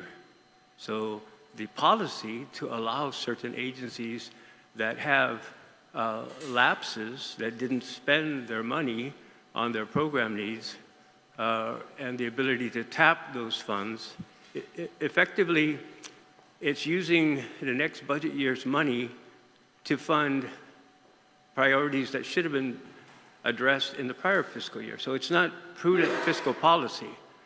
So I take great pride in being able to administer the funds that are made available. I take great pride in the deficit elimination, the budget surpluses, and the fact that we don't have to come back here and ask for money. So I'll ask again, how many agencies did not receive their full appropriations in FY24 and were allowed to carry funds into FY25? I'll get back to you with that, sir. I don't have that information. And how much is BBMR and DOA tracking in unexpended appropriations by September 30, 2025? It's a little too early to be able to do that, given the fact that there are lags in posting of purchase orders and other things outside of personnel. So contracts, for example, if a contract for $100,000 was encumbered in January, but yet the delivery of services may not actually occur in full till September, then the posting of that encumbrance as an expenditure, the lag time, that's why we end the fiscal year on September 30th, but we don't have the information for the audit readily available until December. Okay, thank you. The Department of Administration reported during a public hearing on June 9th that the balance of the rainy day fund was approximately $58 million, recognizing that 5 GCA 22436 provides that all unappropriated annual general fund revenues collected in excess of appropriations shall be used to liquidate obligations for refunds or income tax credits and prior year vendor obligations, vendor payables. To what extent has the government of Guam settled prior year payables using unappropriated general fund revenues collected in excess of appropriations, and under what circumstances are prior obligations paid with current appropriations instead of excess general fund revenues? Sir, we don't have the authority. That authority was taken away from us in the budget. The budget doesn't allow for us to do what you just said. So what funding sources were used to cover unpaid obligations in FY25, including but not limited to $2.9 million in unbudgeted expenses for the Next Gen 911 emergency reporting system, $229,834 for software and equipment for DRT's driver's license and ID processing, where the vendor had to file a claim against the government of Guam and the Guam Homeland Security Civil Defense Disaster LAN, the Disaster Local Area Network? So just to be clear, Senator, I'm the budget guy, Edward is the guy with the checkbook. So any government of Guam obligation, I don't care if it's a water bill, power bill, or something for the DLAN system. If there's an invoice that a government agency receives, it must be forwarded to the Department of Administration to be registered and then process accordingly for payment. So unfortunately, with the DLAN system, there was a failure to submit the invoices down to DOA. Once we found out about the issue, we were able to address the issue and get the system back and operating. You mentioned the next gen 911 system? Was that another thing? Yeah. And you said 2.8? 2.9. That obligation is down to about $1 million. We made a $1.2 million payment recently. So what funding sources were used to cover that obligation? The fire department.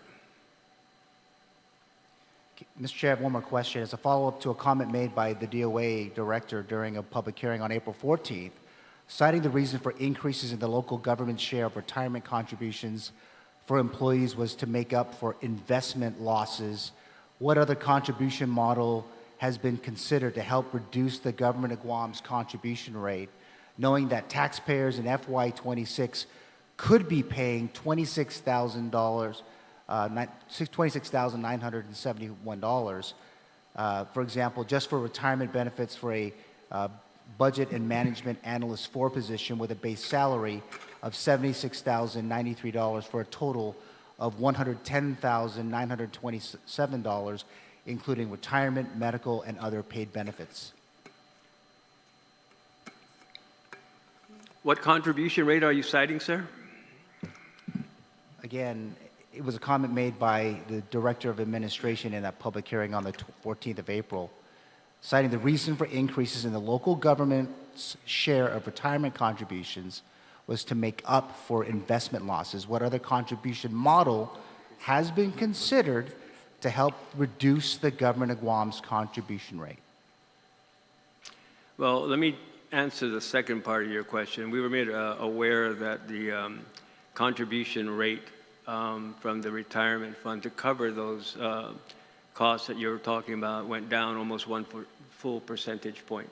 I shared that information with the OFB chair recently, and if you extrapolate that, the 36 line agencies that I oversee, and you take that number, should they have used a higher number of 34.85% that we used, and it went down to, maybe it was 34.8, now it's 33.85, so it's like 0.95% difference, but it actually results in a $1.7 million reduced requirement in the next fiscal year. So when you extrapolate that information out, and if other agencies used a higher rate that was in play for last year, there'll be a savings that will be able to be captured throughout the entirety of the government of Guam. Yeah. Investment losses, sir, that's not us. That's a retirement fund. All right. Thank you, Lester. Thank you, Mr. Chair. Tusmasi, Senator Gumatautan. Senator Perez. Thank you, Mr. Chair. Can you hear me okay? So in looking at, so this question's for DRT, in looking at the income tax refund status reports, there's a huge drop in filers, income tax filers, 71,290 in 2023 to 60,152. It's also reflected in the EITC reimbursements. So in 2023, there's 62 million. Within a year, went down to 53 million for child tax credit. So roughly about 10 million decrease. So what do you think? Do you think the reason is for the decrease in tax filers? Hello. Okay. Well, it likely is tied back to some of the federal programs. It's probably not the only reason, but some of the programs that rolled out right around COVID, wherein you had to have filed a tax return in order to avail of some of the aid that is, that was available to the residents. I don't know, I can't explain why it continues to have a downward trend, there's some speculation perhaps that people have actually left the island, and I don't know. I don't know. Maybe if Dr. Jones, you know, or perhaps you know, Department of Labor would have maybe a little bit of insight with regard to that trend. Okay, I'll ask that question later, but I'll just stick with DRT for now. Okay.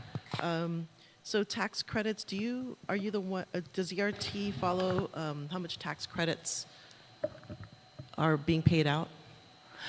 So yes, that's actually, if I'm not mistaken, the responsibility lies with the examination branch. So there is someone dedicated there that would track those credits. And do you have the numbers as far as what's due or what has been paid out, and maybe a projection of what's due in the coming year?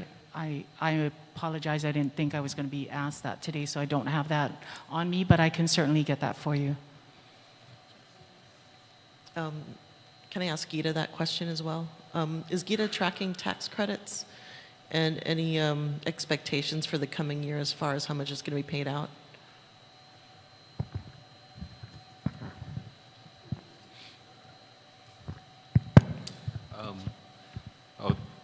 I'll do my best to answer that question, ma'am.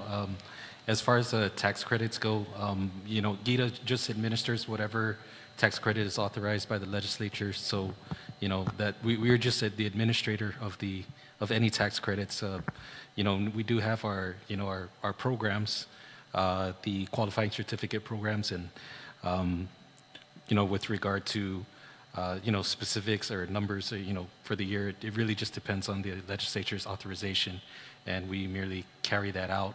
So, you know, for example, there are industry generic tax credit programs available, and the most talked about one was the, you know, tourists for hotels, you know, in the past, and from that came a special authorization from the legislature to, you know, to do, you know, renovations for those, you know, types of facilities. And as far as the future is concerned, tax credits, no, ma'am, nothing for future. We're right now we've been more focused on a lot of interest from from Taiwan and Korea. With regard to new industries for Guam. For example, manufacturing is one of the biggest ones. So we are entertaining, you know, inquiries from Taiwan specifically is perhaps the biggest one right now, as well as some Korean companies that are interested in opening up new industries on Guam to take advantage of a tariff break for manufacturing items in the United States, which Guam is a part of. Yeah, that's great, but I'm just concerned about the practical, near-term effect of tax credits on the budget. So if anybody's been tracking that, that's really critical. We need to know that amount, whether it's DRT, GITA, or OFB, in fact. Senator, for tax credits that were authorized by this body, they're in the budget. So they're netted out. So the ones that were specifically authorized by the legislature. Okay, so like the Harmon Industrial Complex, yes. All the sports facilities, yes, so it's all included in the budget. Okay, that's good to know. How about the solar tax credit? So this is created by the federal government. Isn't it paid out by local funds? Not to my knowledge. Does anybody have any information on that? Are you referring to the ones that are the rebate for? Yeah, that one's like more like a refundable rebate, almost like if you buy aircon. Is that when you're referring to the? No, solar panels. Yeah. But it's similar to that. So that's a federal program under the Biden administration. I believe it's a local government that has to pay for that. Can DRT provide that information? I believe I sent a FOIA. I didn't get a good response on that. Okay, so just to clarify, You did get a response, but it wasn't as satisfactory. It wasn't satisfactory, yeah. Okay, all right. I will get back to you on that. Is JRT aware of any other unfunded federal mandates that the local government is paying and could affect the budget? No, I'm not aware of. Okay, that's something that we need to know. Yeah, that's a EPA program, so it's not local. The solar, it's from that Solar for All program. No, that's not what I'm talking about. It's a Biden program. I know the Solar for All is a local project, but this is a different project. Yeah. So we can get some clarification on that. I will. I will double check with the disclosure officer, All right, ma'am. thank you. In regards to, so this question's for the public auditor. So we just had testimony here provided by Department of Labor that roughly about $2 billion annually is we're expected to get from military, I guess the NDAA. Do you have any expectations as far as how much can be collected in taxes? I know in your audit before that we were under collecting about 40 million, or if you can correct me. We haven't done a recent audit. We may have to do a follow-up audit. I think that might, judging from the questions that were asked, I think a follow-up audit is necessary. I don't have anything more recent. Okay, thank you. And I guess a follow-up question for Dr. Jones. In regards to, is it a concern if we're losing a revenue base, tax base? And where do we need to kind of like push the alarm button on fast forwarding economic diversification and recovery? Thank you, Senator. That's kind of a multifaceted question, and response would be in different ways. One of the things that I've noted is that we have a low unemployment rate. And at the same time, we have a low labor force participation rate. In other words, there's something going on in which we don't have the workforce that we once had, that everyone who is seeking a job is gainfully employed, but yet there is this holdout of a workforce that's not engaging in our community. And that could be for several reasons. It could be for migration. People have left island. It could be because of an aging population. The demographics are changing. It could also be for child care and elder care responsibilities, or even other social services supports. So looking at our workforce and who's participating in it is important. Another facet to this is that we're seeing changes in the structure of our economy, away from tourism demand for a workforce there to a more sophisticated, technology-based, driven by the entree of the military and the workforce demand there. So that's another element that we have to look at as to why we're not fully optimizing our potential here. Your question was about other sources of income to the government of Guam, or just through wages? Yeah, the revenue, the decrease in filers, does that mean that we are losing a revenue base? It definitely is an indicator that you're losing a revenue base. Certainly, and we need to figure out why that change is occurring. Is it just a technical change from high rates of filers, as indicated before, in order to, even though they didn't owe any taxes, just the fact that they had to file in order to avail themselves of a federal program may have skewed that a bit higher. But I think we could look at what is the projected or consistent rate of filers, but we are certainly looking to see also whether, in addition to the number of filers, we're also seeing that there is some improvement in wage rates.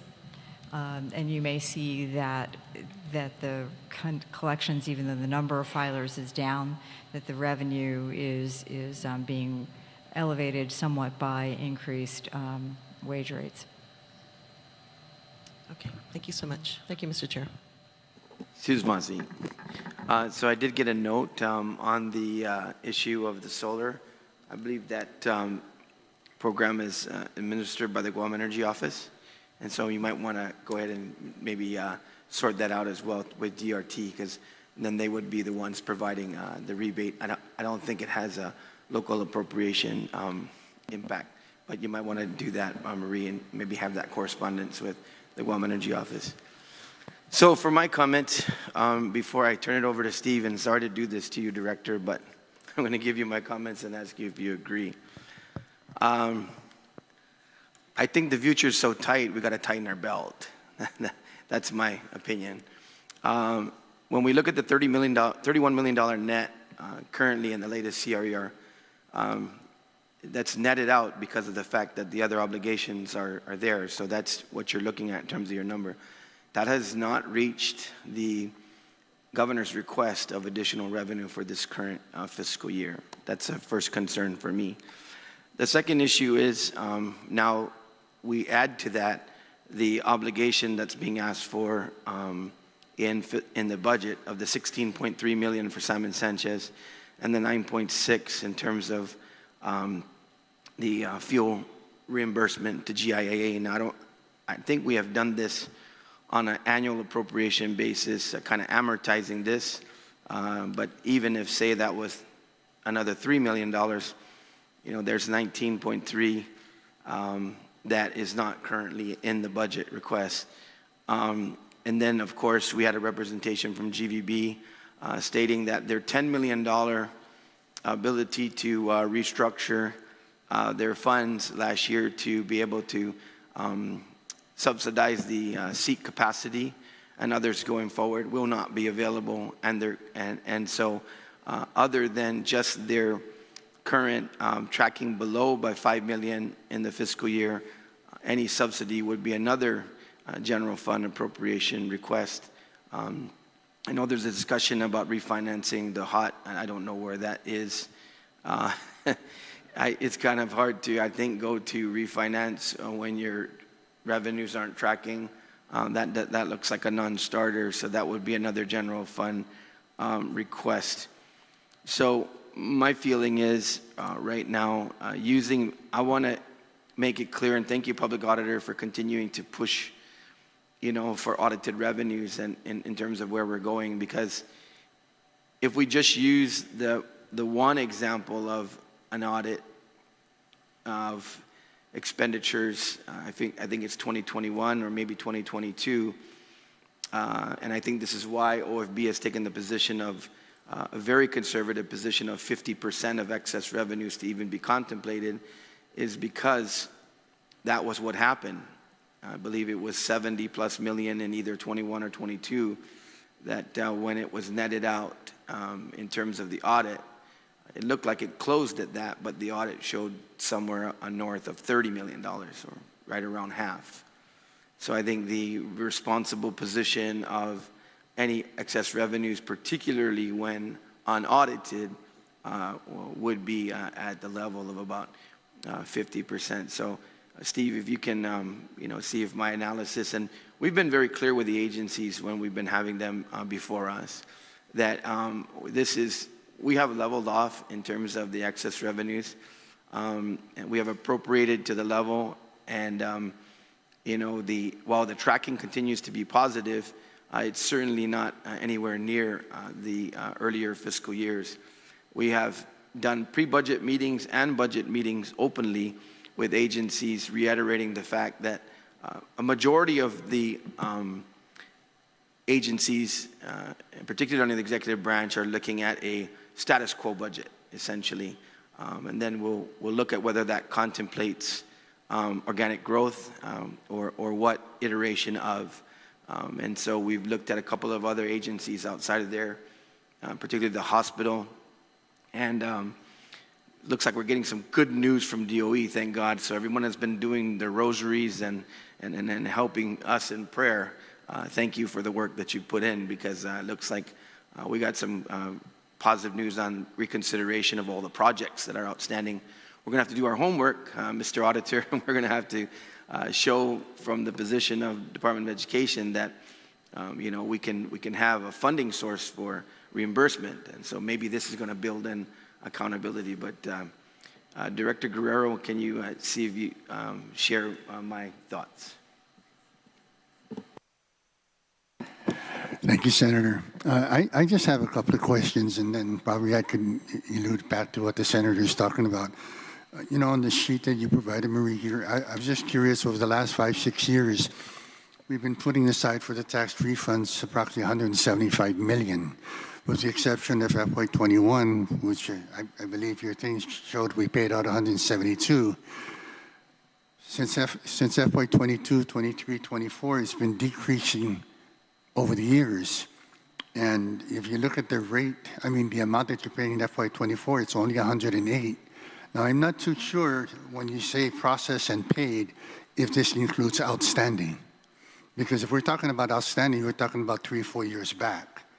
And I find that kind of difficult if we're still outstanding 3 or 4 years back with refunds, because what I'm told is we're supposed to be up to date.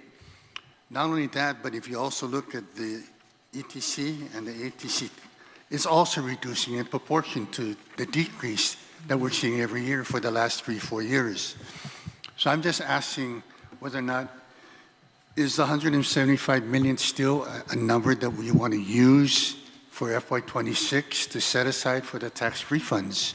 Because if it's not, and you follow the trend over the last 3 or 4 years, you're talking about a $40 million decrease over the last 4 years.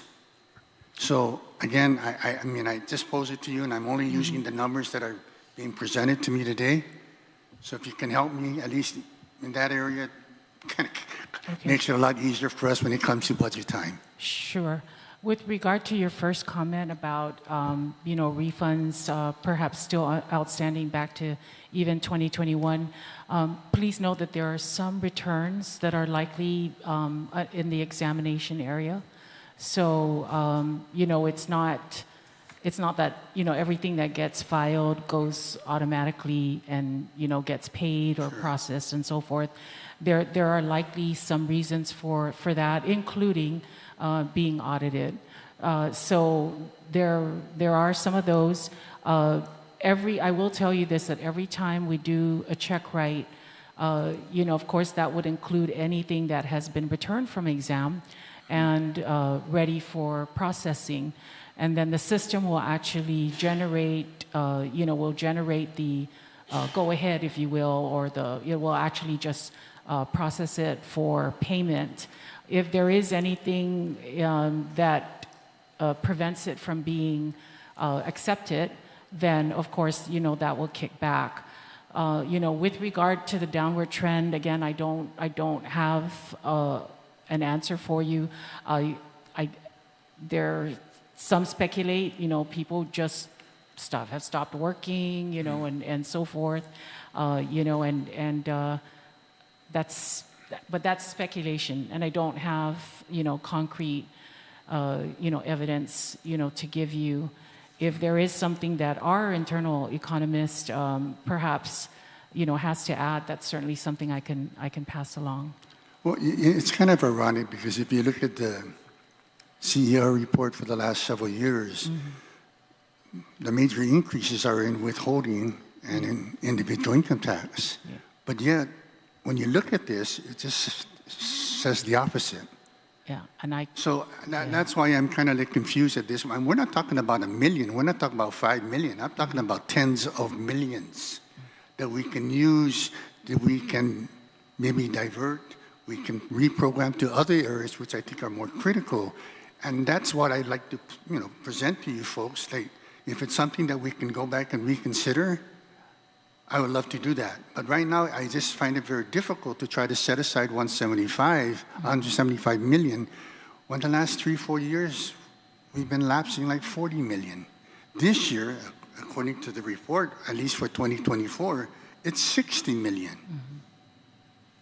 So I'm just saying, you know, I need at least some sort of comfort to say, are we still doing this right? Do we need to go back to the drawing board? Do we need to reconsider how much we want to set aside and still have enough to make sure that we have enough to pay? Okay, that's one of my things, and thank you, Marie, for your answer. The other thing is the reduction in the CTC and the EITC. It's 10 million since 2023, 24. It shows a 10 million decrease. Do we expect the same level this year, or do we expect another decrease in it? Because again, it seems to tie in line with the tax. Yeah. Okay, it's flattened out? Plateau. Okay. Okay. Okay. And then that gives... It bodes well to your question about whether or not 175 is still necessary. Absolutely. And then one more thing you mentioned earlier about, you're talking about the advance money that we get, it's on a reimbursement kind of thing. Are you generating enough every quarter, at least the first quarter, to pay it? And then, because we get the payment in the first quarter of every year, right? So are we generating enough for us to pay that? Or are we like... It's just good cash management practice, because we do have the T's and lease that's due on December 31st, January 1st, whatever, and that's a $10 million hit. And then prior to that, we have the COLA payments and the supplemental annuity payments. So the first part of the fiscal year is always front-loaded with government obligations. Then you have a little bit of breathing room until returns start coming in. But again, we're able to process the returns because we have the funds. And I don't know if it all comes in like within the first quarter one shot, or if it comes in like phases. And if it comes in phases, that would be a lot easier on cash management. But if it comes in at the end of the first quarter, that means that any tax refunds that were paid initially were paid with the general fund money. Which again, I mean, it's good cash management, but it's also a strain to be able to balance it. Understood, and I understand that. You know, the other thing I wanted just to comment on Senator Ada's concern or question or comment regarding, you know, the federal impact of contracts that we're getting here militarily. I mean, if you look at over since FY21 all the way to FY25, 2025, it's a total of $10 billion. And the question is of that $10 billion, how much is Guam actually realizing? How much is that money actually staying here to make an impact in the economy? And I understand, you know, when Professor Jones was saying the economy is growing, it's moving in an upward direction. I'm just saying, how much can we keep climbing this ladder to be so we can sustain our cost of operation? Because again, this year it's a grave sign that the heydays are no longer. We're about 65% less in collection today than we were last year. So that to me is a really a wake-up point. Although we are still generating above what we projected, yes. The difference between 24 and 25 was about $100 million more. Absolutely. So, you know, it wasn't, the collection rate is commensurate with the adopted revenue level. And the adopted revenue level, we came in at 40 more, and then the budget came in at another $45 million more. So, and you're right. And that's my whole point, is that last year the executive budget came in at 45 million more, right? By the time we passed the budget, it was 92.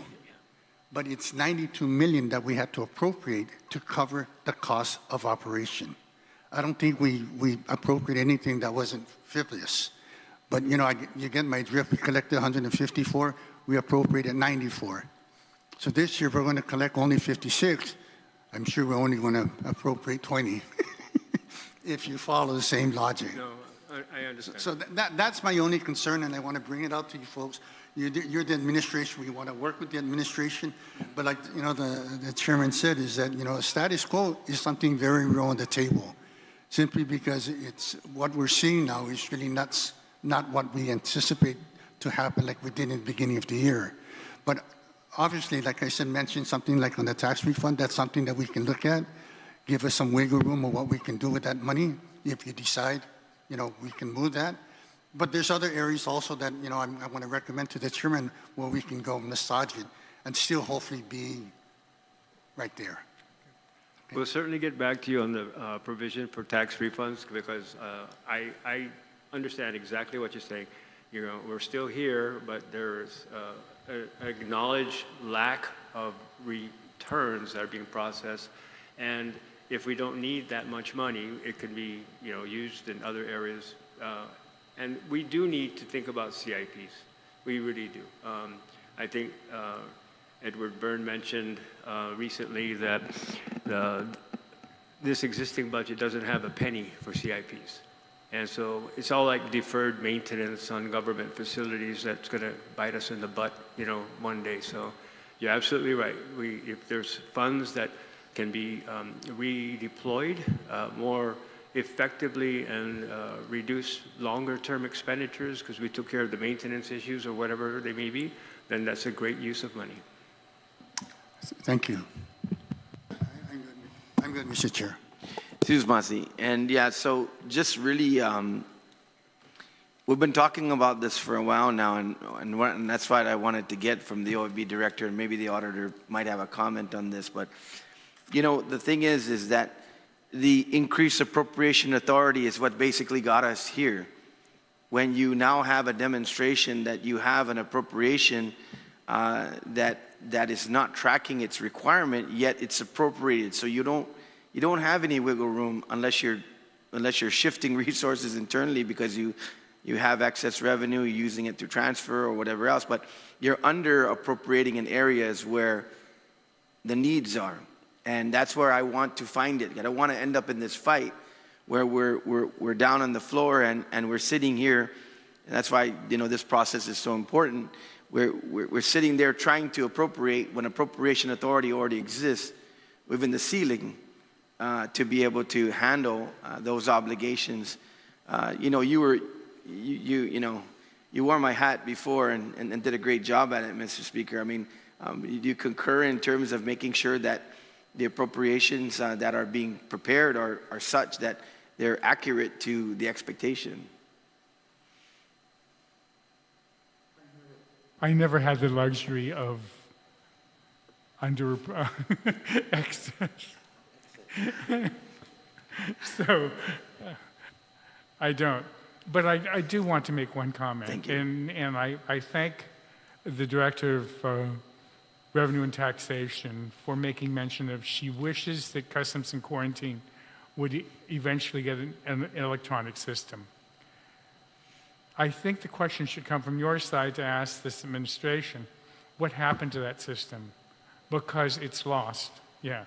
It's not for not trying. I mean, so part of the reason is we can't expend federal funds because one of the special award conditions is that the recipient, or which would be the UN in this case, would have to sign off and say that they agree to certain federal laws, whether they're pertaining to discrimination, wage rates, and because they're the UN, they can't. So we've had to work that back in. And we've also got pushback on the contract that we provided to the AG's office and still trying to push through that this is not a sole source. I mean, we're essentially getting a free system from the UN, and we just need to pay for implementation services for their costs. So we've been trying, but it's been difficult from adhering to our federal grant requirements and then also kind of adjusting on a local level to where we can just get it done. We've done all the legwork from the rules and the legislation needed to be able to adopt automation, and we have money, but it's just a matter of being able to execute an agreement with the UN and overcome the challenges that are set, based off our special award conditions. So I know that the Customs actually put in their budget for local to cover for the system that we originally were going to use ARP for. So hopefully that won't have as many challenges as we do with our federal TAP grant to get it kind of the ball rolling. But right now, we're just looking for an alternative or workaround to where we can adhere to the UN's conditions, and they can also adhere to the award conditions set by the federal government. But any comments, Public Auditor? Yeah, in the meantime, can we at least invest in scanners, please? Yeah. Really, seriously. They have to wait around boxes at Rev and Tax. And at Customs and Quarantine, they actually have almost as high as the roof in this building, boxes to get through. They can reconcile if they had scanners that they could share, but they have to go back into boxes stacked 40 high. Somebody's got to make an investment in it, and because we're losing every single year. And the loss in TAF, you know, we've got to do something. But in the Healthy Futures Fund and the sin tax, that hasn't been addressed. No, I agree. And that's where there's leakage. No, I agree. I can't agree more, Public Auditor and Mr. Speaker. So if we use the building blocks of fundamentals of budgeting, right? You have your projections, your collections, and your economic development. So we've been discussing all three of those today, but obviously collections, I think, is jumping off the page. But projections too, going back to what I said, I mean, we have to find that, that discrepancy on the requirement for tax refunds, because that is a significant amount of appropriating ability without raising appropriation authority and staying and living within our means. And so it's going to be, definitely a large endeavor and exercise going forward. But I want to thank each and every one of you for coming today. I think it's been valuable information on how we move forward. And so I know I'm holding you back from a 3-day weekend of Independence Day celebration, but I just wanted to share my final comments as I close. So, I want to extend my sincere appreciation to all government partners, agencies, and stakeholders who participated in today's Special Economic Service meeting. Your insights, data, and transparency are not only critical to our fiscal planning for fiscal year 2026 and beyond, they are essential to the integrity of the entire process. As we continue to navigate the economic challenges and opportunities ahead, we must remain committed to the principles of fiscal responsibility, transparency, and accountability. That means putting everything on the table, being honest about where we are, clear about where we're going, and open to bold, informed decisions that serve the public interest. These aren't just numbers on a page, these are public funds entrusted to us by the people of Guam. Every dollar must reflect their priorities, and every decision must be made with their trust in mind. While we remain realistic about the constraints we face, I'm optimistic about Guam's outlook. With strategic planning, collaboration, and responsible stewardship, we have the opportunity to strengthen our economy and build a more resilient government that works for everyone. Let us continue to work together, rooted in integrity, guided by data, and driven by the belief that Guam's best days are still ahead. Thank you once again to my colleagues and our partners for your time and continued commitment. The Committee on Finance and Government Operations is hereby adjourned, and it is 4:26. Izus Masi, and happy Independence Day.